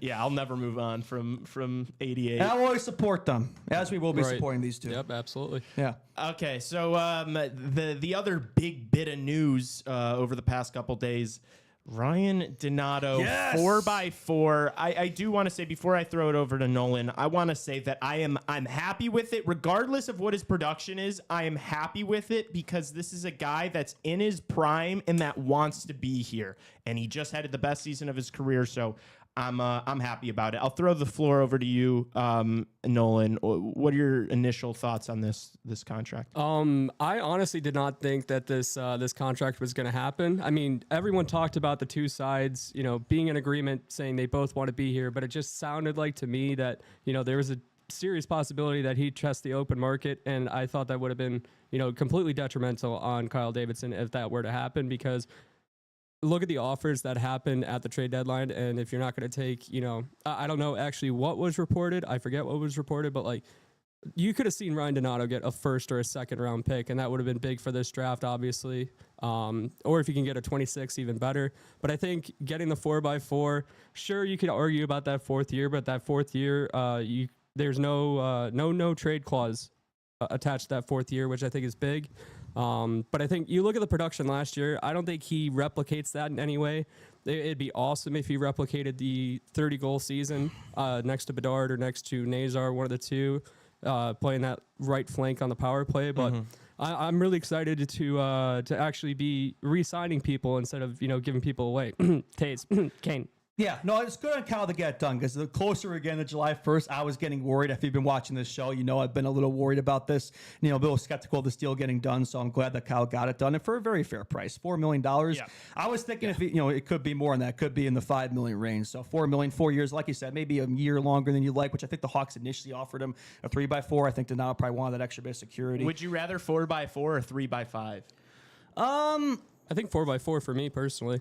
I'd say 3x5. I think 4x4 is a good compromise both ways there. So good compromise for both parties. I think he's settling down too. I think he just had a kid, so wants to make Chicago his home, and he earned it, man. Like this is a guy who's been around his whole career, right? And this is a place he's really fit in well, and having a career year there. And yeah, I don't think he's gonna have another season like this, but I think he could still be an effective, 40-point guy. I think if he's doing that for the duration of his contract, I feel pretty good about it. And he's a guy when he's not producing, he's still effective out there. And clearly the guys like him. I don't know if you saw that post. Pretty much all the Blackhawks players are liking it on the Insta. So clearly a well-liked guy in the room. And you want to set example. You want to reward guys. You want to have guys like that in the room. Veterans. You can't get rid of all the veterans. If you have a veteran on this team who wants to be here, help supplement these young players and teach them the ways and mentor, then that's good. I think Donato is a perfect guy like that. Good leader for the room. And honestly, I think of this contract extension, maybe he gets an A. Who knows? Also, again, like veteran on this team, yes, but he did just turn 29 he's years in the prime. old. So he's not an unk. Yeah, it's not like it's not like we're taking like a risk on some veteran who just got off of his like 8-year deal, and it's like, are you gonna give him 4 years here? Like this,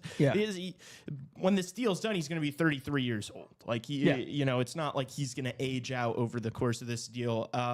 I'm also super excited to actually root for Ryan Donato. Truly, we kept just making jokes every year last year. Anytime he got a goal or did something, Ryan Donato was increasing his trade value because we all just assumed he'd be dealt the deadline, but he actually played too well to where teams looked at him and think, well, he's not going to do that again. Well, now I hope he does do it again. I hope he does it for the next 4 years here. Yeah. Let's see it, Donato. Hell, can you improve on that? Is this who you are now? I know he did a lot last offseason to work on his game, and hopefully that is translatable for 4 years here. So, and I think a definite thing about the Ryan Donato contract, looking at the other contract that came out yesterday with the Trent Frederick deal, looks pretty damn good. Yeah, it looks very, very good. Especially looking at last year's, comparing the two, and then the fact that Trent Frederick also got 4 more years. Who are you rather taking? Are you taking Donato at the end of his deal, or are you taking Trent Frederick at the end of his deal? Yeah, I think I'll take the donut man. If it's not delivery, it's Donato, right? So bang, love it. David Sinclair's Bowman confirmed. And also, even after the trade deadline, it was like. Every time he scored, it was like, well, now the contract's just getting bigger and bigger. Yeah. So now it's nice that we got him. We can root for him. He's a real Blackhawk officially. Yes. He's a part of this core. CHR knights him an official real Blackhawk. And 4 years is long enough where he should be on this team as he'll be as we're starting to come out of this rebuild and enter contention. He'll still be here, right? Yes. He'll be like, I think the Toews, the Birds, those guys like that. So he's a real Blackhawk in the sense of those veterans, right? In the prime of his career. So I just hope now that he's got the bag, which I wouldn't even call it $4 million. Like it's a lot of money, but he could have gotten more. I hope he still has incentive to perform to that level. Now he's not in a contract year for the next 4 years, because we do see it sometimes where players regress once they've extended. And I think even if you went into this season, I think after the 60-point year, yes, $4 million is probably less than we would have expected. But if this was after last year when he put up 30 points, about half the totals, I don't think he would have expected to be making a $4 million contract, $60 million for 4 years this time last year, right over the summer. So I think that was the Bickle contract. I think was about four by 4. It was exactly 4 by 4. Yeah, and obviously inflation. It's been 10 years. So I just hope we see that same level, and I think we will. I think Donato Strake's type of guy who has that work ethic, who's going to keep performing that way and keep that going. Yeah. And I think, definitely a big thing with Donato's contract now is the increase in the salary cap over the next couple of years. Yeah, that too. With the, projections of the salary cap, he's going to cost, around 4% of the salary cap. And if you get someone for 4% of the salary cap who's in your top 6, potentially in the top 6, might be middle 6 by that point. Good value. It's very good value. Yeah. What's the this is a question for both you guys, and it's going to be a bit of I don't know, maybe more of a depressing question, but what is the what's the limit or the line of okay, if he's under this point total, it's not I think he at least has to be better than 23-24. I believe he had 30 points that year. He needs to at least be above that. If he starts dipping above last year, not last year, I mean the year before last year's point totals, his first year as a Hawk, if he starts dipping into that 20-point range that he kind of was his whole career before Chicago, then you're okay, that kind of wasn't worth it. But I'm not too concerned about that because he wasn't really playing those minutes elsewhere. I think he's going to, especially now that you signed this contract, and I just have a funny feeling now that he's signed this, that, this may not be doing a ton this summer. So I think he's still going to be playing at least for next year, top 6 minutes, as, this youth movement comes in. Obviously, his ice time will deplete throughout these 4 years. He'll probably get less and less, but at least for the next year or two, he's probably going to play similar amount of ice time to similar guys. So I reckon his production will be around 40-50. I think if he's putting around 40-50, 50, you feel pretty good. Yeah. Yeah, I 100% agree with that. I think if he's putting up 40 points in the season, 2020 season, I'm very happy about that from Ryan Donato. Also it depends upon if he's playing on the top line, he's getting 40 points. You don't like that, but if he's playing more of a sheltered role, like a second or third line, power play 2 or whatever, I think if you get 40 points out of him, you're pretty happy about it. Yeah, if he's stapled to a line with Connor Bedard this year, he should be like at 50 points at least. Honestly, if he's playing a Bedsy on the top line for the duration of the season, it's crazy to say he could improve on that total, at least for this year. No, I don't think so. Like, dude, I would not mind seeing like a Frank Nazar, Ryan Donato, Connor Bedard line. That'd be a fun top line. Frank Nazar breakout, or Bedard breakout season, Nazar breakout season, and you got Donato up there in the prime of his career. Ooh, that could be a fun top line, but I wonder what the rest of the offense is going to look like after. I think you probably got to spread the wealth there a little bit. Nazar could be the 2C, and we'll see. I do wonder if this impacts a bit, just the fact that we have extended now. That's not production you have to replace. I do wonder if that has an impact on the summer plans at all in free agency. Like, does Kyle feel a little less pressure now to go after a guy like, I don't know, like a Nikolai Ehlers or somebody like that? Is he going to be as active now that he's extended Donato? Or is he kind of just going to let the kids cook and take up that ice time? I wonder if this affects the offseason routine at all, getting this Donato extension done. Right. Yeah. Do you guys think he's going to like trade anybody? Like maybe a Jason Dickinson? I don't think he should trade Ilya Mikheyev, to be honest with you. I think I'd trade Dickinson. I'd do it. I think they end up trading Dickinson. I don't know if it's going to be like, just honestly how we got him. We got him from Vancouver right before the season started in, I believe, 21-22, correct? Mm-hmm. Yeah. It's either going to be something like that or it's going to be something more closer to the trade deadline, just depending upon if Dickinson can actually perform, if he's healthy. I think it all just depends upon, there's a lot of factors, but I do think he is gone by the trade deadline next year. Because I just don't think this roster, I look at it, it's a bit of a logjam now already. We haven't even signed anybody yet. It's like, I don't think we really need Bedsy's your 1C, Frank Nazar's your 2C. Yes, you could play them together. I think they're probably going to separate them, at least for the most part. You want that to be, they want them to be driving their own lines, and they could always be a nuclear option if you want to play them together. But yeah, Bedsy 1C, Nazar 2C. At least maybe not to start the year, but I think Moore is eventually going to assert himself as a 3C, probably unless they move him to the wing and put him in the top 6, but probably 3C, and then 4C. You could really put anybody there. I mean, right? We still have Joe Veleno. I don't know if he's going to be a part of this thing moving forward. But what about Philip Kurashev? Yeah, Kurashev's gone. Kurashev's as good as gone. He's gone. He has his tickets booked to China. He had his Linsanity run a couple of years ago, stapled to Bedard under Richardson. But I think right now, get ready to learn Swiss League, buddy. Yeah, no, he's gone. Yeah. Okay. Damn, dude, I'm waiting on this TJ Brody buyout. What's going on? The buyout window opened today, and I still haven't gotten the Ben Pope tweet that TJ Brody's been bought out. I would have liked to. Hopefully, we'll still get a chance to cover that live today. I was kind of hoping for that, but I will expect that. A TJ Brody buyout, if it's not today, it'll happen this weekend, I imagine, pretty soon. So I think we'll all be pretty excited for that. Yeah, what's happening? Are they trying to, like, their offshore account numbers, like, not working? Like, why have we not? Yeah, why is this taking so long? I was told he'd be one of the first rounds of buyouts. I will say, I was listening to 32 Thoughts earlier this morning, and Elliot Friedman did lead off with TJ Brody. And the buyout amongst other people, but I mean, it's not if, it's when. Okay, Monday, you think, Trevor? So yeah, our source Trevor D says Monday. Monday. Yeah. Okay. Monday. Yeah. That makes sense. Maybe over the weekend. They're going to be out of the office. Tays beat them in the news today, so I'll let it wait for later. Need someone to win. Yeah, Dickinson, that's the one thing. He is a good face-off guy. If this was Dickinson, like, I'd say 23, 24, I feel okay, but just the way he performed last year, like, if anything, he was a liability. I mean, I missed a lot of time, too. He's one of those guys rewarded with a nice contract, and then look what happened. He regressed. So I just hope that doesn't happen with the Donut Man. I don't think it will. Yeah. Nolan, what are your thoughts on potentially trading the 3rd overall pick? Are there guys like maybe you would or wouldn't, or would you just not all across the board? What are you? So I think trading up, I definitely would for Misa at the right price. I think trading down's a little bit of an interesting point just because you don't know who's going to be on the board at, let's say, 7. I heard that Boston's open for business at 7, as a lot of these top 5 teams honestly are. I think trading it for a player, though, you got to get an elite player. You got to get like a Jason Robertson if you're going to do that. Yeah, I think that type of player, right? Because that's just the one thing I worry about. Where you give up a number 3 pick, like whatever value you're going to get back, just concerns me. It better be a stud, an established stud to play at Bedsy, or else I'm not really interested. I'm not actually just getting like a good player at number 3. It's got to be a star. And I think definitely too, if you're going to trade for Jason Roberts in the in-division tax, I'm a big non-believer in trading in division, especially when it could hurt you. So. It's definitely an interesting one. I would not do it for JJ Peterka. I'll say that. Oh, okay. Okay. That I've was seen gonna be other mine. moves where it's like they swap picks, like the 3 and the 9, and then it's like Peterka and Reichel.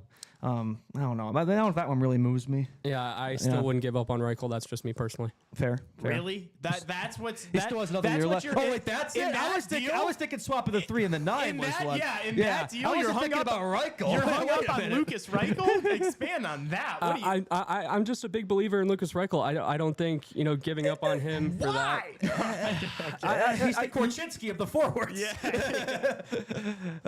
I'll even admit, like, I love the guy too, but like, I'll even admit when maybe I'm wrong. Yeah, I mean, I think he's going to be involved somehow. If you want Peterka, he's going to be involved somehow. Like, who else is it going to be? Nolan, is there a chance that Reichel is Yeah. just one of those guys that's like too finesse and skill for the bottom 6, but not skill and finesse for the top 6? No, that's definitely what it could be. I don't know what he's going to do under Blashill. I don't know if he's got that two-way mentality that Blashill really wants to establish under this team. But I really do like Lucas Reichel. I do think he has potential. I just don't know if you're going to sell low on him. What are you really going to get? I don't think swapping 3 for 9 and then swapping the German forwards, especially because Reichel is an Olympian, Peterka is not. Breaking news. Breaking Stop news. Blackhawks prospect Nick Lardis has been named to the All-CHL second team. So let's give stick taps for Nick Lardis there. Future 40 goal scorer. The next Alex DeBrincat, right? Yeah. Wow, we are really just breaking the most important news on the show. I'm just today, waiting. I'm aren't trying to speak the Brody Bow into existence. I really want to cover that today. Nick Lardis may or may not be making an appearance in a certain blue and white sweater this Oh, summer the Greek as well. team for Tassos, yeah. May or may not be in talks right now to be making an appearance in the blue and white. You're in constant see. negotiations Well, if right he now. does- We're in negotiations. Yeah, negotiations. If you get him, if you're able to pick this guy up, We'll be there. We need a detailed scouting report on him. And Yeah. What's the tape looking like there? Yeah. Is he going to be cherry picking in the neutral zone? Yeah. What's going on? yeah, you gotta let him know what all the negative things people are saying, and just put that fire. Is he staying under out it. there too long? The long shifts, right? Yeah. Gotta have Shout out short the Nolan shifts. cam too. We got the Oh Nolan yeah. cam going. Good to have Nolan on here. Right, Yeah. right. Oh yeah. Love that. Still getting used to this, so you might just see the jawline, but hopefully the jawline's nice. Oh, it looks good, brother. It Oh, looks thank good. you, thank Yeah. you, thank you. Yes.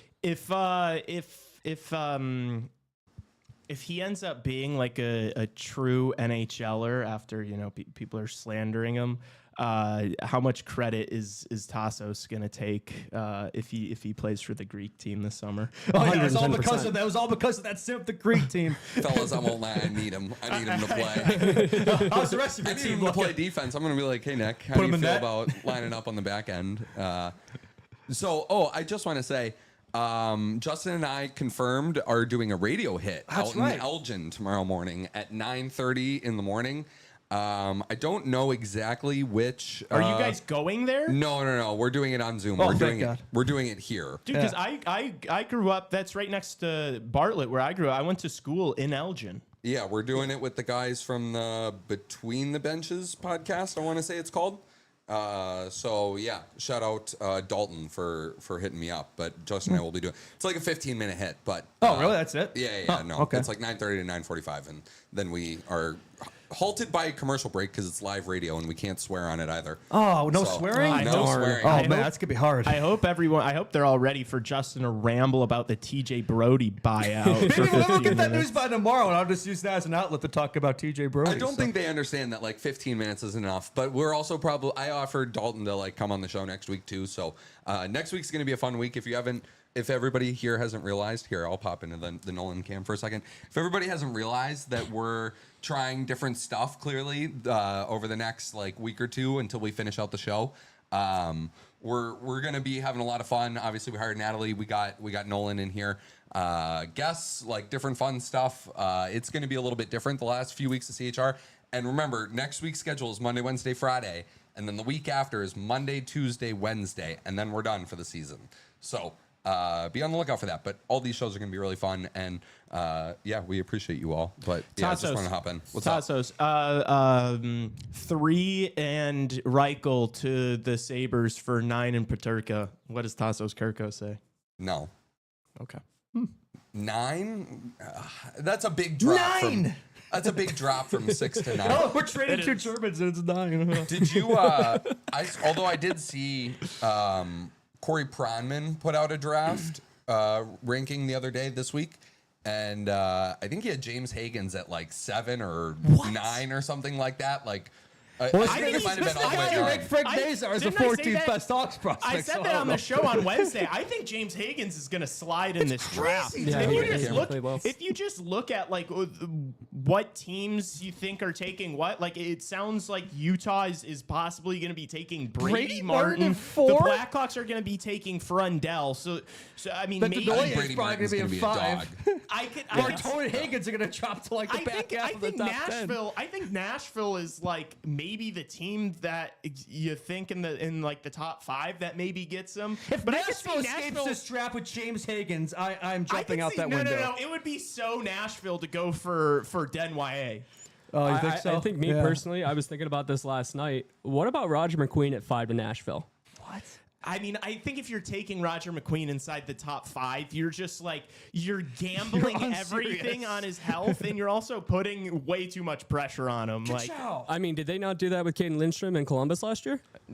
I feel like Lindstrom was getting a lot of top 5. I saw him in the top 5 a lot last year, if I recall. Yeah, but again, the same back injury that McQueen's dealing with right now, and honestly, it's a boomer bust. Nashville's got 3 picks in the first round, so might as well try and go with someone who's got really high upside. McQueen. Nolan, what do you think about that Svechnikov rumor you saw in Ovi Clapbomb? I know you wanted to talk about that. Yeah, my guy Ovi. Shout out the Goons. Ovi Clapbomb, the most reliable source.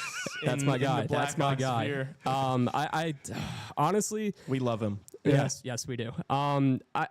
Svechnikov, I don't know how much you have to give up to get Svechnikov. If it's 3, if it's 25 on a prospect, I would rather do the 25 on a prospect. Of course. If you're overpaying and getting Eric Tulsky to give you 3rd overall for Andrei Svechnikov, that's just really bad business. I would not do that unless you were to add Svechnikov and let's say a young forward prospect, like bring back Logan Stankoven.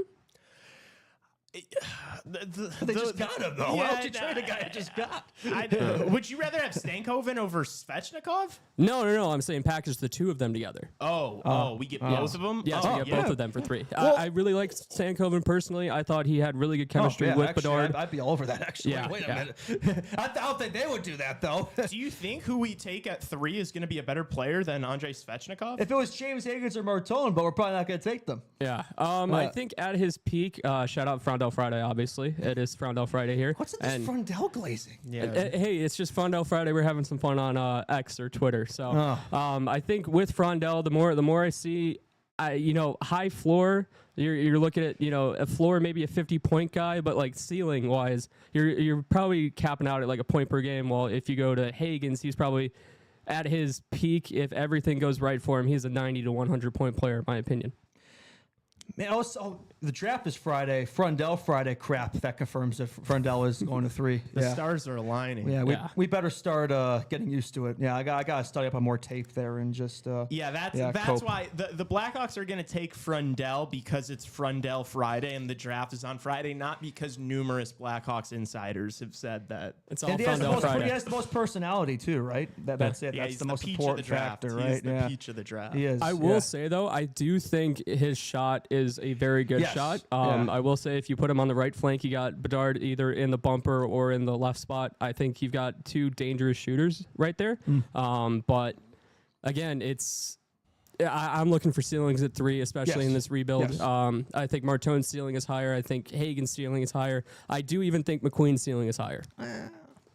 I don't know about the McQueen one, but I'm with you on that one. I do see the vision, the power play, especially if the cross-ice seam passes. I could just Frondell is an absolute bomb. I could see those 2 absolutely whipping in around the power play, but Yeah, you got the 1-3-1 of who would be in front of the net.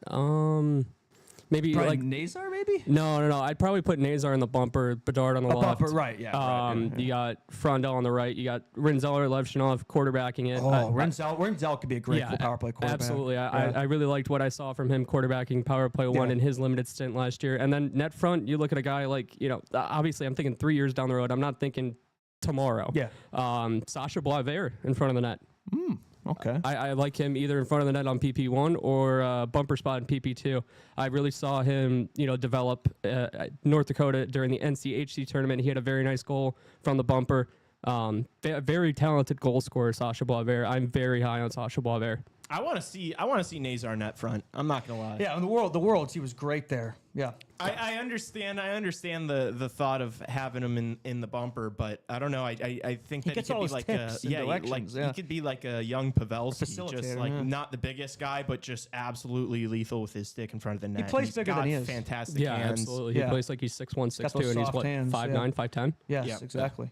Frank the Tank. Well, they call him Frank the Tank. I mean, the Tank should be net front. He looked great doing it at the Worlds. So, I need Frank Nazar on the first power play unit this year. Yes, absolutely. Sure. I mean, the power play looked a lot better that first unit when he was put there the last 2 games of the season. It took us 53 games to figure out that maybe Frank Nazar would be good on the first power play unit. So, but maybe for this year you have Donato like net front or and then Table at the right flank. Yeah, that could be the move. Yeah, for sure. I agree with Skokes in the chat here. It's concerning that we have to talk ourselves into Frondell being a great pick. It's a reach.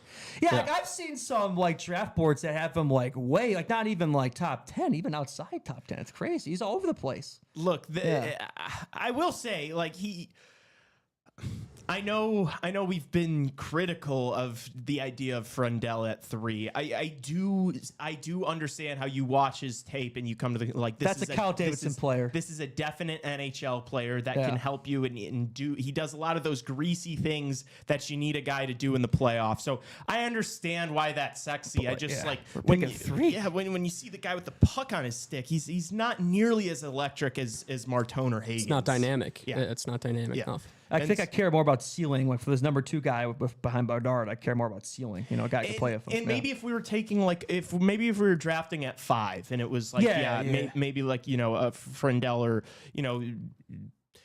Nolan mentioning that he thinks McQueen has a really high ceiling. Like I understand maybe at a pick later like that you go with the guy that you think has the higher floor. But if you're picking 3rd overall in the draft, you got a chance to get like a star or a superstar. Yeah. I just can't believe we have Martone Higgins in our laps here at 3, and like we might pass up on both of them. And especially after talking to prospect gurus who are basically validating our points, where it's like, no, we're not just being tape merchants here. It's like I think our concerns are legit.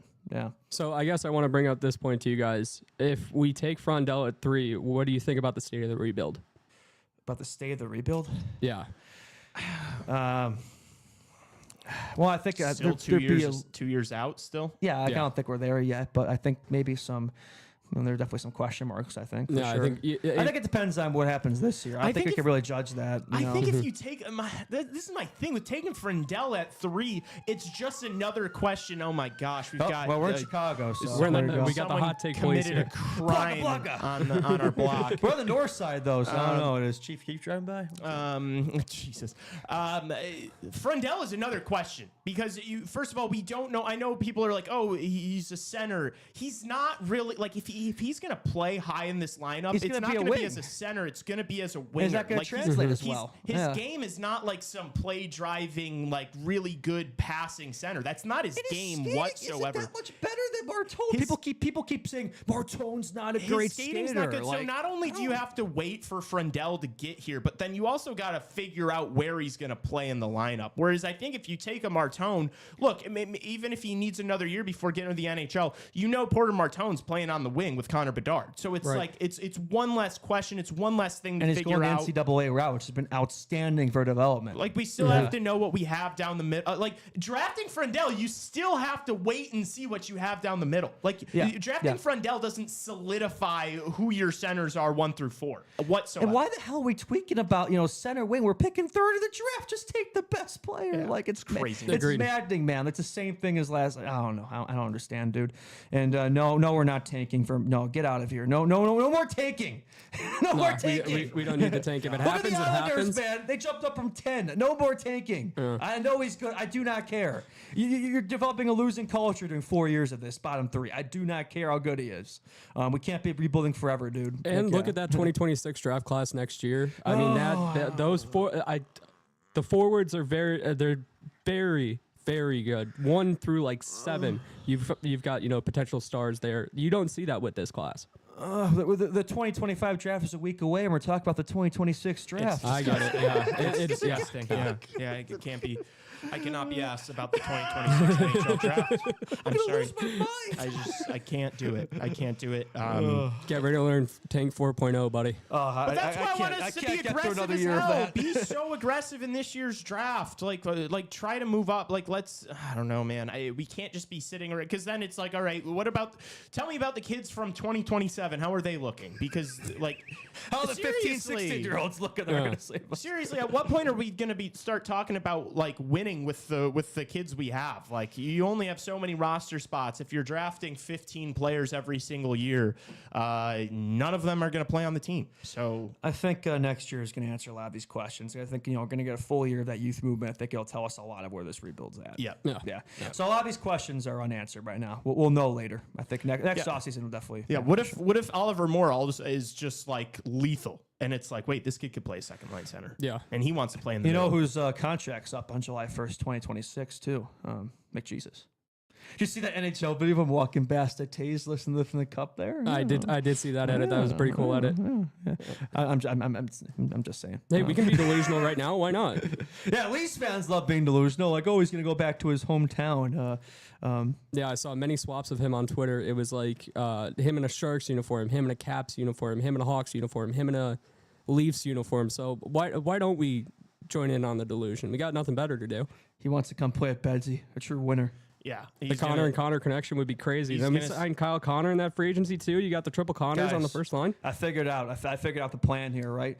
So we're going to pull in Islanders, right? We're going to jump up the first next year. Batman's going to give us one more deal there. We're going to draft McKenna first overall, and then we're going to sign McDavid to an 8 by 69 million, and there we go. Nice. McKenna, Bedard, McDavid line, 2026, 27. We'll get the cup back to Chicago on this end. Yeah, there we go. Yeah. 8 by 69. What is that? Is that like 7.2 a year? It's like 8.5 or something like that. Yeah. McDavid's coming to Chicago on a bargain to play with. 97 would be awesome. That's why He's like, I care about winning. I'm taking my talents to Chicago on a bargain. Bedard will sign the 9.8 and McDavid will sign the 9.7. There you go. Oh my gosh, we are delusional. You want to get to Mount Rushmore? I think I was going to say, before we wrap, just a quick overview. Happy for Jonathan Toews. Happy with the 4x4 for Ryan Donato. Right? Any other? TJ Brody's about to get bought out. It's not happening. It's going to happen. It's going to happen the second this show stops recording. We're going to get the tweet from Ben Pope that TJ Brody's been bought out. So I know that's going to happen. And then the only really big thing that we didn't talk about much, and this is a bit that I'm doing right now, and I laughed before I could even say it, was Eric Howlett to the Preds. For a 7th round pick or a 4th round pick, a nothing trade. I don't know what the Preds are trying to do. They bring in another veteran. Yeah. Hey, and that jersey swap they posted was actually pretty good. Yeah, I don't really care. No, it's just a joke because he used to play on the Predators. So the Predators are going to be the oldest team in the league by like 4 years next year. Eric Haller will solve this team's troubles. They'll be back in the playoffs next year if Hall leads the charge. He's the needle mover there. That's the big piece. That's the difference maker, right? That's the difference maker. Good luck to Nashville. Yeah. And shout out to Nick Bonino, who retired too. Bonino. Yeah, there we go. 3rd line legend, one of those Pens teams. And I think that's all the news and notes covered. So, yeah. Mason Marchment. No, we talked about that. We did talk about all this stuff with our boy Keith Kavanaugh. Yep. Duncan Keith Kavanaugh. Yeah. Okay. On that note, we do have we have a Mount Rushmore. This was like a fun one. We kind of were arguing. I definitely didn't. Oh my gosh, I was terrible. Team won. I don't know. Okay. It's a close one. All right. So without further ado, this is Chicago Hockey Radio's Mount Rushmore of one-hit wonders. Oh, Friday questions. I don't think there was any this week. Hello, everybody. It is Mount Rushmore time, and this time, for all of you, the people, we have the Mount Rushmore of one-hit wonders, also known as the Mount Rushmore of players who had one notably great season in the National Hockey League. I have the first pick in this one, followed by Lee, Justin, and the duo team of Raven and Tim in the 4 spot. This is a weird one.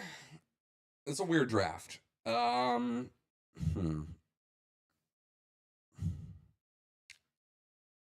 not going to give away my strategy here, but give me Jonathan Chichu 1-1. And look, I will even say that I don't even really believe that to be like a 1-1 pick. Seasons, The year before he scored 50, he had 28, and the year after he scored 50, he had 37. So points, you know, like I don't know, he had like a couple good seasons. But I do understand that the 50 goal year was a 1 year outlier, and you know, you look up like. You know, big lists like this. If it's you always look up, Chichu. Chichu's always at the top. That's fair. Of it, so. That's what I would have picked. 1-1, Jonathan Chichu. My first is like truly a one-hit wonder. Literally split time in the AHL for the rest of his career after this season. I'm going with Scott Bugstad, who scored 43 goals and 76 points in the 85-86 season, and then never had more than 22 points in a season after that. Wow. Yeah. That's so random. Yeah. Damn. Yeah. Okay. That's The a true uncle of Nick definition. Bukestad. Now that's a one-hit wonder. I was going to say, yeah. Okay, I think I have the third pick, right?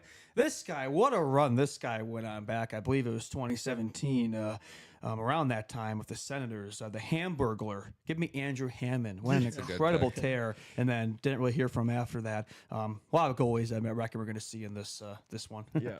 And he's the first guy I think of when it comes to goalies. Our first pick, we will be taking Milan Hajduk. Hajduk. Yeah. Milan Hajduk? After one season with Forsberg, dude, he never was that elite scorer ever again. Yeah, 2002, 2003. Listen to this guy. I was going to say, he had a pretty good career. Well, if we're going to do that. And After then that first season, he was never the same again. for our other ones, I'm kind of shocked that he had time to play hockey with the 3 movies that he made in 1995, 96. Give me Jim Carrey. Oh, good one. That's a good one. Yeah, there's going to be a few goalies in this list. Well, with that Milan Hajduk pick, I feel like that really opens up the door to subjectivity on this one. I reckon this player is going to get shot down, but he did have one season's career that was like on another level compared to the rest of his career. I'm going to say the name. I imagine I'm going to get some pushback here. 150-point season of Wayne Gretzky. Is Bernie Nichols an option here? Bernie Nichols? Yeah, Nichols. Yeah. If Milan Hajduk, I think he had 98-point season. Didn't Bernie Nichols score 70 goals? But Hajduk also had a bunch of 70, 80-point seasons. Like, if Milan Hajduk is okay for this list, I feel like Bernie Nichols should be, because he was never even close to 150 points the rest of his... He had one, like, ridiculous season. He had a few really good ones after that, or before that, but... I think that's a fair pick. Yeah, I think it's a fair pick, I too. think it's a fair pick just because what is the... It's relative to that cut and player's dry. career, the one-hit season, right? What's the cut and dry criteria of a one-hit wonder? There is none. It's very so. subjective. Yeah. Yeah, I think that's a fair pick.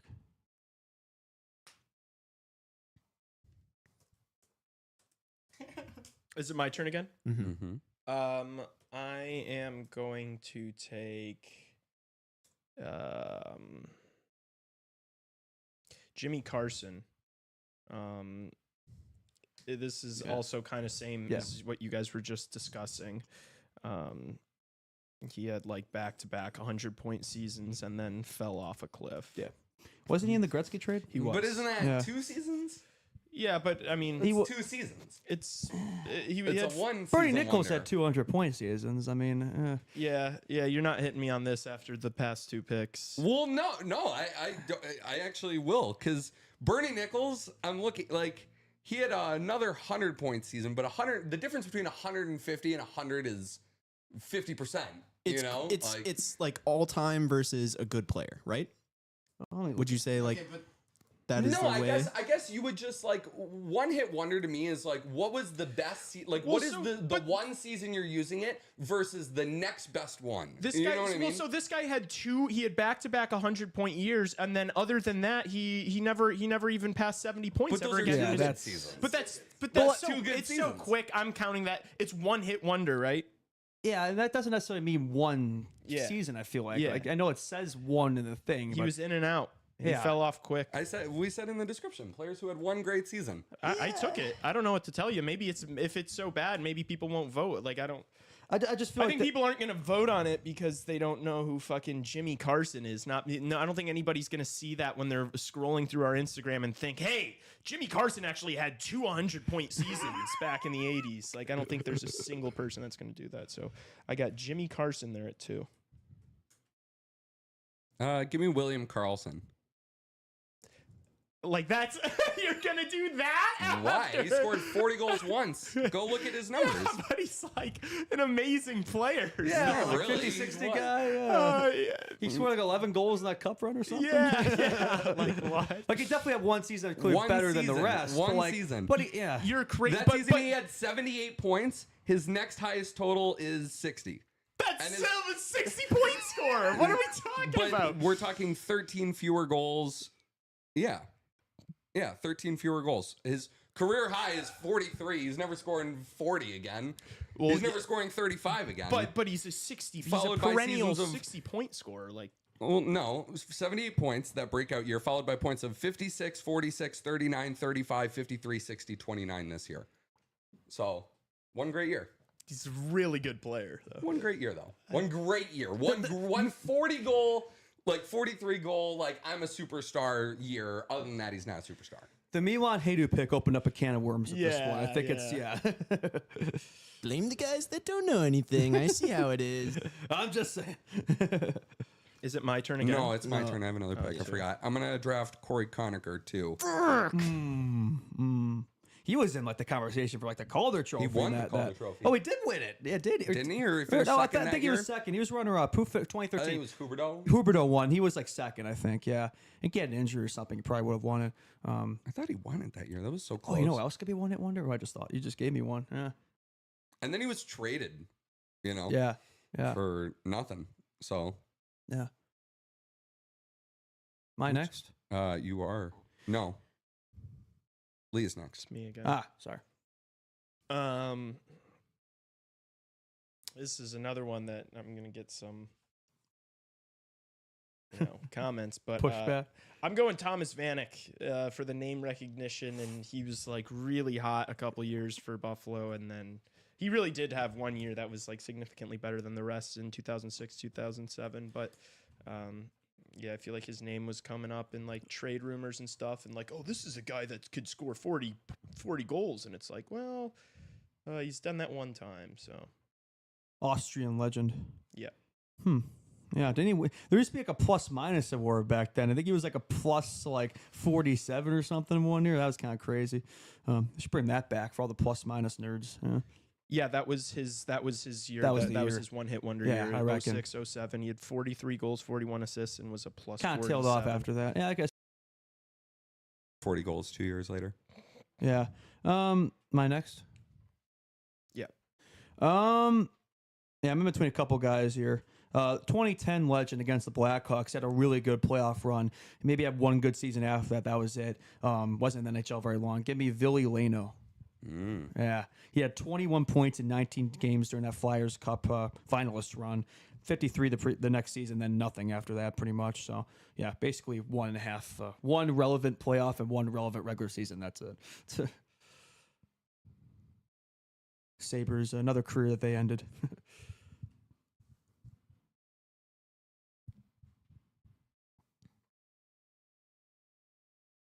Is it Raymond us? and Tim? It is. Okay, we're taking Will Butcher 2017, 2018. And Justin Schultz. Justin Schultz. Yeah. And Stanley Cup champion. Yep.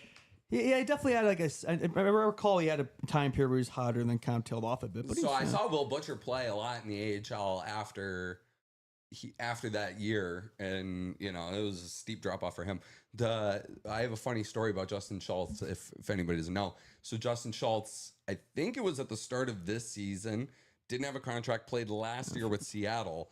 He goes over, he's like, all right, I'll go play in Switzerland. He plays one game over in Switzerland, and then it's like, yeah, I'm done. And then he hung him up. So that's what I got for that. And that's why he's a one-hit wonder. That's fair. Right there. Yeah, he did have 1 year during that, like one of those Penguins Cup years. That was clearly better than Well, the I rest. don't know if anybody really remembers, but like Justin Schultz entering the NHL. Oh, there was a lot of hype around him. I remember. A stupid amount of hype about Justin Schultz. Look at the freaking season he had in the AHL. In He had like AHL, 48 yes. points in 34 games. What the hell? He led the American that year. He led the AHL in defenseman scoring. Wow. It was the lockout year, and then he went up and played the rest of the lockout year with the Oilers, and was still leading the AHL in scoring. That's crazy. By defensemen. That's By the crazy. end of it, crazy. Yeah, he won the Eddie Shore Award that year. All right. I'm up now, right? Yeah. Yeah, this guy, I think he's the dictionary definition of one-hit wonder. I mean, he had a really good rookie year, a lot of hype around this kid coming in. Another Oilers guy. Give me Neil Yakupov. Obviously went down to be a bust, but had that great rookie year, was in the conversation for the Calder. Kind of similar to Conacher, and then obviously without the much more hype than Conacher, and then just kind of dropped off a cliff. And I think he cursed himself with that celly he did, where he skated up the middle of the ice and went down his knees, and it was downhill from there. Yeah.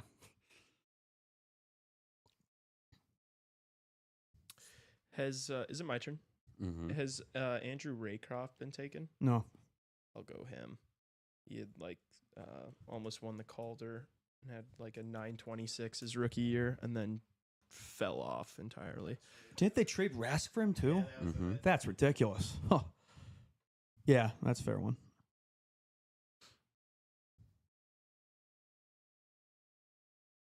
This is a guy that I don't think a lot of people are gonna think of, because I was gonna pick Raycroft with my last pick, and I just want to make sure that I have all my bearings here when I make this pick, because I have a guy in mind, but it's not like his one season wasn't so much greater than the other ones that it makes me feel really great about picking him. Just give me 2 seconds. Let's see if there's anybody better I'd like to take. No. All right. I'm going to go Fernando Pisani. Had one great season where he not only scored a career high 18 goals, 37 points in the regular season, but he also contributed 14 goals in 24 playoff games, something he would never, ever, ever come close to achieving again as the Edmonton Oilers made it all the way, losing to the Carolina Hurricanes in the Stanley Cup final back in 2006. So Blackhawks legend, Fernando Pisani, Yeah. Blackhawks legend. That's right. I think he finished his NHL career. I want to say with he was on that the 2011 Hawks. team, I'm pretty sure. Yeah. Yeah, he was. 16 points that year. Definitely a one-hit wonder. Definitely a one-hit wonder. Fair enough. And that's the draft. That's it. Yeah, that was a fun one. All right. That was an interesting one. We were definitely scraping the bottom Honorable of the barrel. mention. Yeah, there's gonna be a lot of comments about this one. Like, that guy wasn't a one-hit wonder. I was gonna say Tim Thomas with my last pick. Oh yeah, yeah. He had a I don't know couple about that one, seasons. So Joe Colborne is one. He had 44 points as a That's not Calgary that crazy, Flame. actually. It was a short prime. It was a very short prime. Anton his Hudobin. one year, he had 2011, he had one good year almost after that. 60 games played, and he had a 938, won the cup. He had 2 really, really good seasons, but then besides that, not really. Yeah. Well, we'll have to save Tim Thomas for the draft of 2 season wonders. All right. Yeah. Hope everybody enjoyed that, and we'll send it back to the show. Can I hear? There we There go. we Woo, are. woo, Yes. woo, woo. The lower back department, I'd like to follow Kane. We will be answering the Friday questions. We did not forget, chat. Let's get to them. I don't know if you guys heard that, but Justin really wanted those Friday questions. Hell yeah. I was like, man, we forgot to get to the Friday questions. And we always give what Chad asks for. Yes, so let's get right into it. All right. I got the questions here. From some guy named Evan. What would a Sidney Crosby type loyalty deal look like for Connor McDavid? 8 by 9 point. Oh, sorry. I thought Sorry, Bedard, not McDavid. All right, yeah, sorry. Okay. McDavid. Yeah. Is there any way he would take less than Draisaitl, or is No. matching his contract the lowest he would probably go? He's not going to take less, and he's not going to match the contract, but he might not take that much more than Draisaitl's. What's Draisaitl's exact 14? Yeah, So around 14. Yeah. I'd say minimum probably 15, maybe 14 and a half. I think 15 minimum for Connor McDavid. I really don't see a universe where he takes maybe he matches. I doubt it. I think 15. If he takes 14, I think everyone can agree that guy wants to win. Yeah, if he does, Because then that guy yeah. could take fucking whatever he wants. Yeah, I mean, is the difference really that much? Yeah, maybe he takes 14, but he's not going to take less than Dry. Best case scenario, he matches Draisaitl's contract. There's no way even. I don't think so, but no, I guess the answer is no. I don't Like think he's so. not I going don't to think probably. so. Yeah, I don't think so, but maybe. Yeah. And that's the question: is can you win a Stanley Cup with two players taking over 30% of your salary cap? Okay. I know they're really I know really they're the two best talented players in the world, but yeah, that's a tall task to fill the rest of your roster, even if the cap going up as much as it is. But yeah, we'll see. We'll see how much McDavid really wants to win there. If he takes that much money, then I think that answers the question. But me thinks he'll be getting a bit more than that. What were you about to say, Sos? Well, I just I think he's going to get paid a lot, and I think the loyalty deal is going back to Edmonton. That's the loyalty. Yeah, the fact that he's sticking with them, I don't think they can afford to bargain with him. Whatever McDavid wants, Jesus will get whatever he wants. We probably should have played the clip today Playing on in the that shithole? on the show No, of just kidding. like, I'm going to do what's best for my family first, and we're going to see how that goes. And okay, this is a weird question. You all are sickos. If Alex Vlasic was traded to Florida for Spencer Knight instead of Seth Jones, would Florida have still won the cup, or did Seth Jones move the needle more than Alex Vlasic would have? Yeah, they still would have won the cup. Seth Jones is not the reason that the Panthers won the cup. He did what he needed to do, right? But I think the Marchand acquisition was quite a bit more viable. I know everybody's That's saying a crazy question to ask. I know everybody's saying like that. Oh, he played the most ice time. Yeah, he played the most ice time in the Hawks too. So look, he Hawks too. So he was effective on that Florida team, right? But 9 points, 23 games. It provides more than that, obviously. But it's not like even he was like Forsling. I think Ekblad. He was probably the third best D at best, and Vlasic clear Seth, as we all know. So I think Florida would have won the cup if they acquired TJ Brody on that roster. Future right? captain So, Alex Vlasic? let's not act like Seth Jones. Like, everybody's praising Seth Jones. Like I know their fans are thanking us over there, but I think we should be thanking Florida for freeing us from him and giving us our franchise goaltender in Spencer Knight. So yeah, I'm gonna go heel and say no. you think Alex Vlasic, they acquire him instead, they don't win the cup? Yeah, because Alex Vlasic plays on the left. They Great point. had the left side sorted out. Is Alex Vlasic going to play the second pairing on the right side with his left shot? Seth Jones was playing over 25 minutes a night. He was quarterbacking the first power play unit. I don't. It's not that I think Seth Jones is a better defenseman than Alex Vlasic, but I just with the situation and everything, I don't think that's true. I think positions matter. I think all that stuff matters. Look, I'm not like a huge Seth Jones guy, but the guy played over 25 minutes in Stanley Cup. That's something. Like we can't just act like Seth Jones went out there and just fucking died on the ice, and they just dragged him to a Stanley Cup. Like he was an integral part of that team. Yeah, no, Seth Jones is the kid in the group project who gets an A for just kind of coasting. That comment on the clip we put out yesterday that Justin just said, that he also commented, has almost 300 likes on. Which I don't even fully believe that, to be honest with you. That was a comment to do exactly what you just said, Tassos. But Seth was good. I don't think he was, otherworldly, as Natalie would say, but he was good. He was as good as the Panthers need him to be. He didn't need to be the guy there. He just had to be a guy, and he was. So I do want to bring up another hypothetical, though. They got Seth Jones at, $7 million. Vlasic's making, 4.6? What would that 2.4 have done for the Panthers? Yeah, would they have made another move? Yeah. Yeah, that's a good point, right? If they made another move, too, then maybe that would have made up the difference there, right? So, yeah, Seth Jones didn't have to be a $9.5 million defenseman before. He had to be a $7 million defenseman, and he was. I think Natalie summed it up perfectly. Yeah, I think my take on this, I think Seth Jones would have been better for rather than Alex Vlasic, obviously. I think definitely Vlasic is more of a fit to the Blackhawks, but I think with Jones in that system where he did not have to be the guy, the number one defenseman in Florida behind guys like Forsling, guys like Ekblad, he could be a number 2 or number 3 while quarterbacking the power play.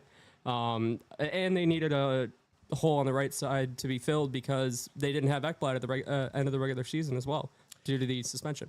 You guys are gonna get to find out like the true answer to this, because I think we're gonna see Seth Jones be a top pairing defenseman there for the duration of this contract. Like, I know, I think you guys did mention that. I don't think Florida's going to re-sign Ekblad for $6 million. It looked like he was kind of feeling pretty sentimental in that that little get-together last night. So it's going to be Seth Jones on the first unit with Forsling. So we'll see how that goes for them. Yeah.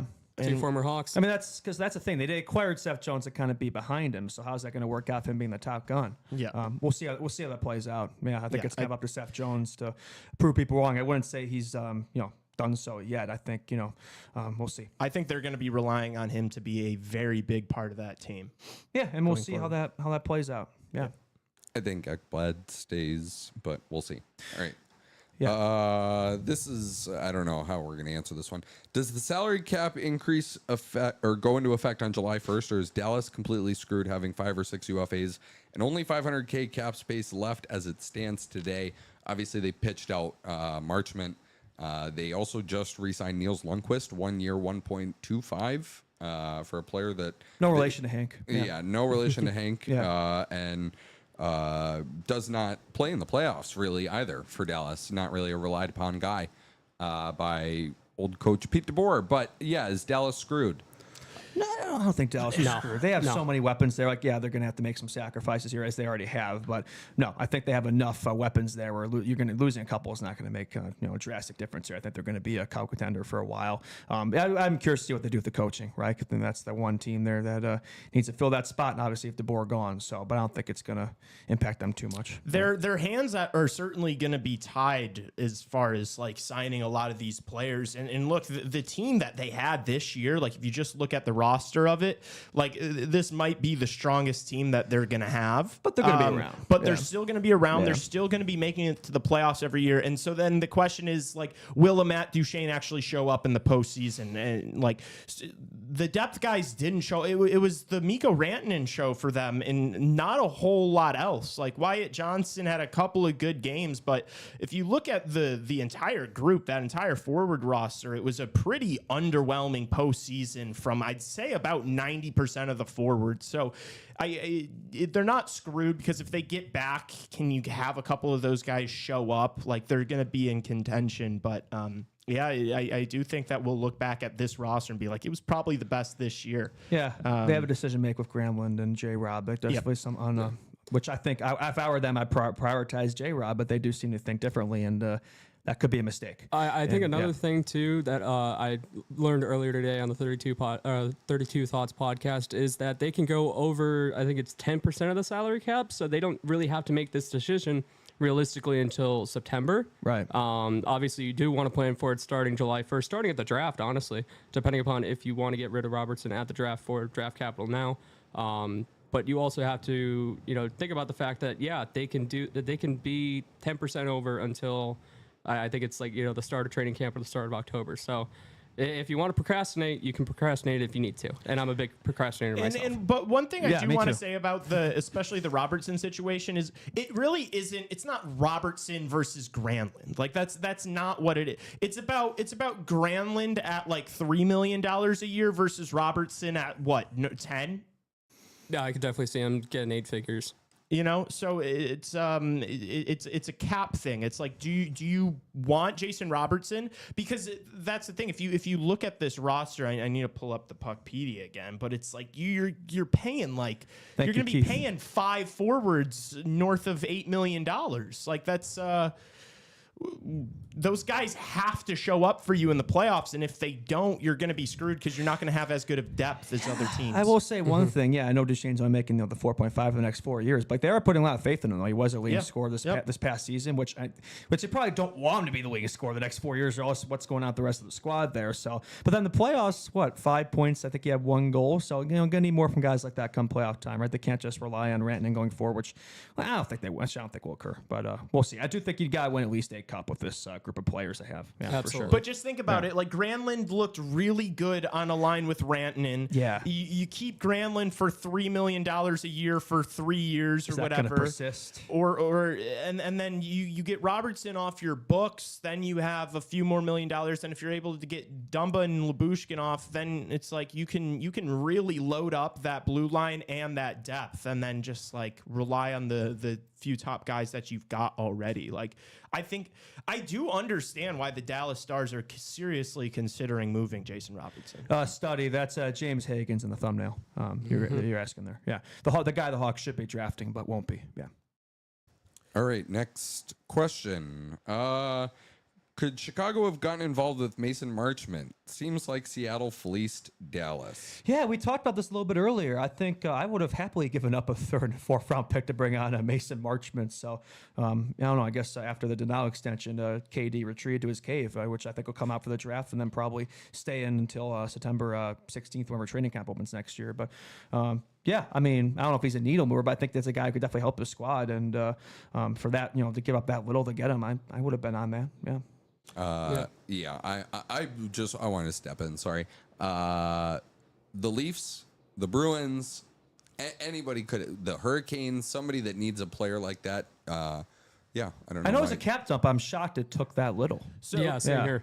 it was Keith Kavanaugh, or was it Nolan, that said that Jim Nill wanted to send him to another team that didn't have state tax? That was Keith. That was not myself. Yeah, I so- did not know that much. Also, Seattle's not in the division, too. probably why, honestly, because I think there's probably 25 teams in the league that would have offered a 3rd and a 4th for Mason Marchment. Yeah, and probably the interdivision thing probably has an impact there. They're still in the same conference, but yeah. I Hawks, guess. yeah. Would you rather play on a competitive team though, or not the Hawks? I mean more. But yeah, the Kraken are just the most mid team. Like Mason Marchment is the most Seattle Kraken player. It's just a collection of perfect. middle 6 players. So, I mean, I think he would have been great pretty much anywhere else. He probably would have moved. I don't know about Seattle if he's going to be moving the needle because like they have a ton of players like that. So, but yeah, we'll see. Perfect player for Seattle. Yeah. I already foresee just a year long of Seattle Kraken players talking to the media about how tough they are to play against, and then As missing they're the 500 playoffs. in the standings, Yeah, as they're 6 points below a playoff. They're just spot. the most 500 hockey team of all time. Just so average. Yeah, it's just a boring team. So the perfect kind of move for them. Yeah. The Seattle Kraken do not move me whatsoever. But to answer the question though, for myself, I would have given was it a 3rd and a 4th or a 4th? I'd give and up. 5th? I'd give up a 2nd and a 3rd. Yeah, 3rd and 4th. I'd give that up for Mason Marchment because it's like it's not really any risk. Like how good he is. He's not like super. He His could be like a numbers better don't, version like, of Bertuzzi. Yeah, like I think. Yeah. Exactly. Yeah. And so it's like I feel like you could have plugged this guy in. The only loss or the only bad thing about bringing in a Mason Marchment for a 3rd and a 4th for this Blackhawks team would have just been it taking another spot from a young player. Yeah, exactly. That would have been the only negative. Otherwise, yeah. Yeah, like there are players I think that'd be higher on the list than Mason Marchment, but for that little value to give up, yeah. Anyway, it is what it is. All right. Last question. Sorry, I'm putting myself in the camera. What do we got here? I'm not trying to slander Bill Zito at all. I told you guys this before the show that Bill Zito and Tim Tebow went to the same high school. Fun fact. Oh wow! Very Our funny. Tim Did they- Tebow or Our Tim Tebow. Oh, Our yeah. Tim Tebow. Okay. Did they take English together? No, they did not. They I'm not know trying to each other? Yeah. I'm not trying to slander Bill Zito at all, but how much of a factor do you think luck has been in the Panthers' success? Because I find it unbelievable how many of the guys they have traded for or picked up off waivers have turned into studs. Hold on. Question continues. Obviously, there's a thing called good scouting, but you can't tell me they knew how good some of these players were actually going to turn out to be, like a Reinhardt or Bennett, or even crazier that Forsling would be the player he is now. I give the Panthers front office a lot of credit, but just feel that some of this was kind of lucked into. Well, the fact that every single player they're acquiring is panning out for them, shouldn't that be a testament to that squad there?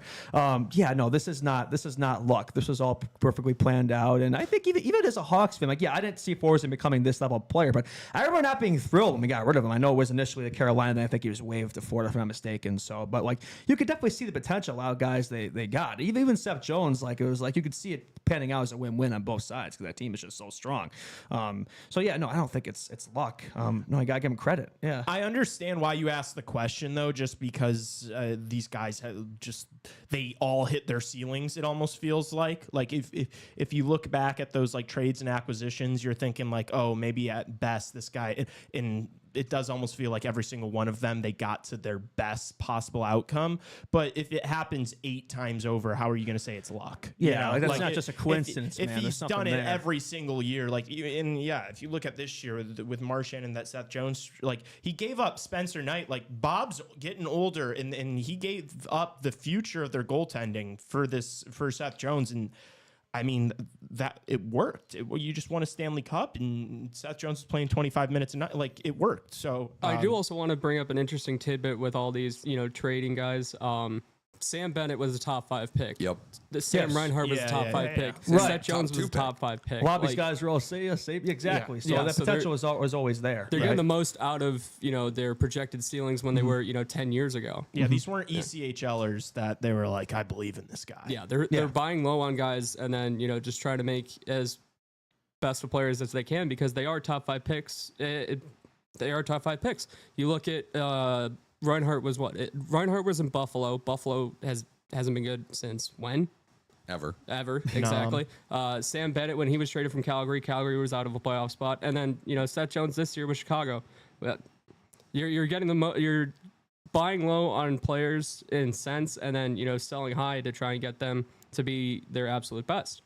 Also, like the Huberdeau and the Kachuk trade, like Everybody slept Matthew on Tkachuk, that, and seventh that's been overall a pick. franchise-defining trade. I remember everybody was shitting on it at the time, I recall, and guess who's the laugher now? Yeah, Matthew Tkachuk comes in and takes you to 3 Stanley Cups in a row. Like, is that luck? Like, that just seems like the biggest brain move that we've seen in a long time. Bill Zito's the laughingest laugher that ever laughed. Now he got that reference. Yeah. I think the luck comes from the price points that he got these players at. Like, that's where, like, Fair. The luck was capitalizing on the incompetence of other general managers. Yeah, I just think it's not just Zito too. Just the entire scouting team they have there is just top notch. I mean, they got Bobby Lou there too as well, and nice to see him winning cups in his post career there. So, and as I remember, he always joked about the Florida retirement home, but like, I think he's been a big part of why that team, if that staff has seen the success, and also former Blackhawks legend Dale Town as well. They have such a good team over there.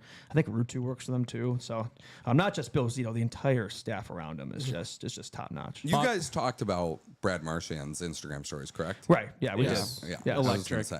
Yeah, that was entertaining. And yeah, then the Insta lives. I was there on Barkov and Reinhardt's Instagram lives last night. They were absolute. I won't say the comment I made, but you could do some digging there. Yeah, you could find it pretty easily. Yeah.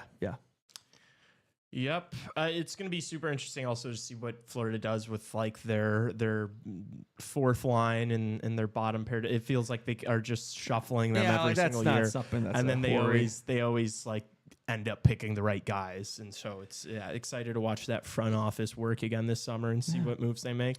Yeah, I mean, right now it's like you have a team there that, like, I'm not, to answer Matthew Tkachuk's question, I don't think you're a dynasty yet, but I think you have all the building blocks and all the tools here to become one. So if you win a third one the next, few years here, yeah, you're a dynasty. So a modern day dynasty. So I also wouldn't be surprised if they get to work early here. I remember last season, like right after they won the cup, they started making moves and signing guys like really quick. So I wouldn't be shocked if they do that again and try to get some of these affairs in order and figure out, are you bringing back the Ekblads, the Bennetts, the Marchands and co, and then figuring it out from there, because last year they tried to do it quick in the summer. So anytime you're the cup champion, you're automatically the favorite for next year. I think you're the team that's got to be taken off the mantle. So I'm curious to see which squad, whether it's in their own conference or in the West, that will take them down. Yeah, absolutely. Chicago. Very interested in that. Yeah. All right, I think that's it. That's that all covers the it. Friday questions. We answered your Friday questions, chat. You're welcome. Yeah. Longer show, a lot more people watching. If any of you that are watching right now have not subscribed to this YouTube channel, make sure you do that and hit that notification bell. do it. So that you know when we go live, because everything on this channel's live It's pretty much. CHR or nothing. And then follow the Instagram, the X account, the TikTok, all Chicago Hockey Radio, and then check us out on Spotify and Apple Podcasts and give us a 5-star rating and review on those platforms. Nolan, how was your first week? Yeah, I did not expect this last week. This week, there were some bumps in the road, but I'm so fired up for this, guys. I really am. Thank you so much for the Oh, of course. opportunity, We're Tassos, really happy to Lee, have and you. Justin. This is awesome. I get to talk about the Hawks. No, we're pumped to have you, Nolan, and it's Absolutely. I love my boy Raven, but yeah, it is nice. The producer just whipping around puck knowledge like this. It's absolute cinema. Absolute cinema. Yeah. For sure. All right, we will see you guys Monday. They've got their radio hit tomorrow, but Yeah, yeah. The It'll be rest, nice to be a guest on another show, because normally like we have guests here, so nice to be a guest somewhere else. So that'll be fun. Yeah. You're getting asked the questions. That'll be fun. Yeah. All right, we will see you all Monday. Thank you so much for tuning in. Make sure you like this video. We will see you. Peace.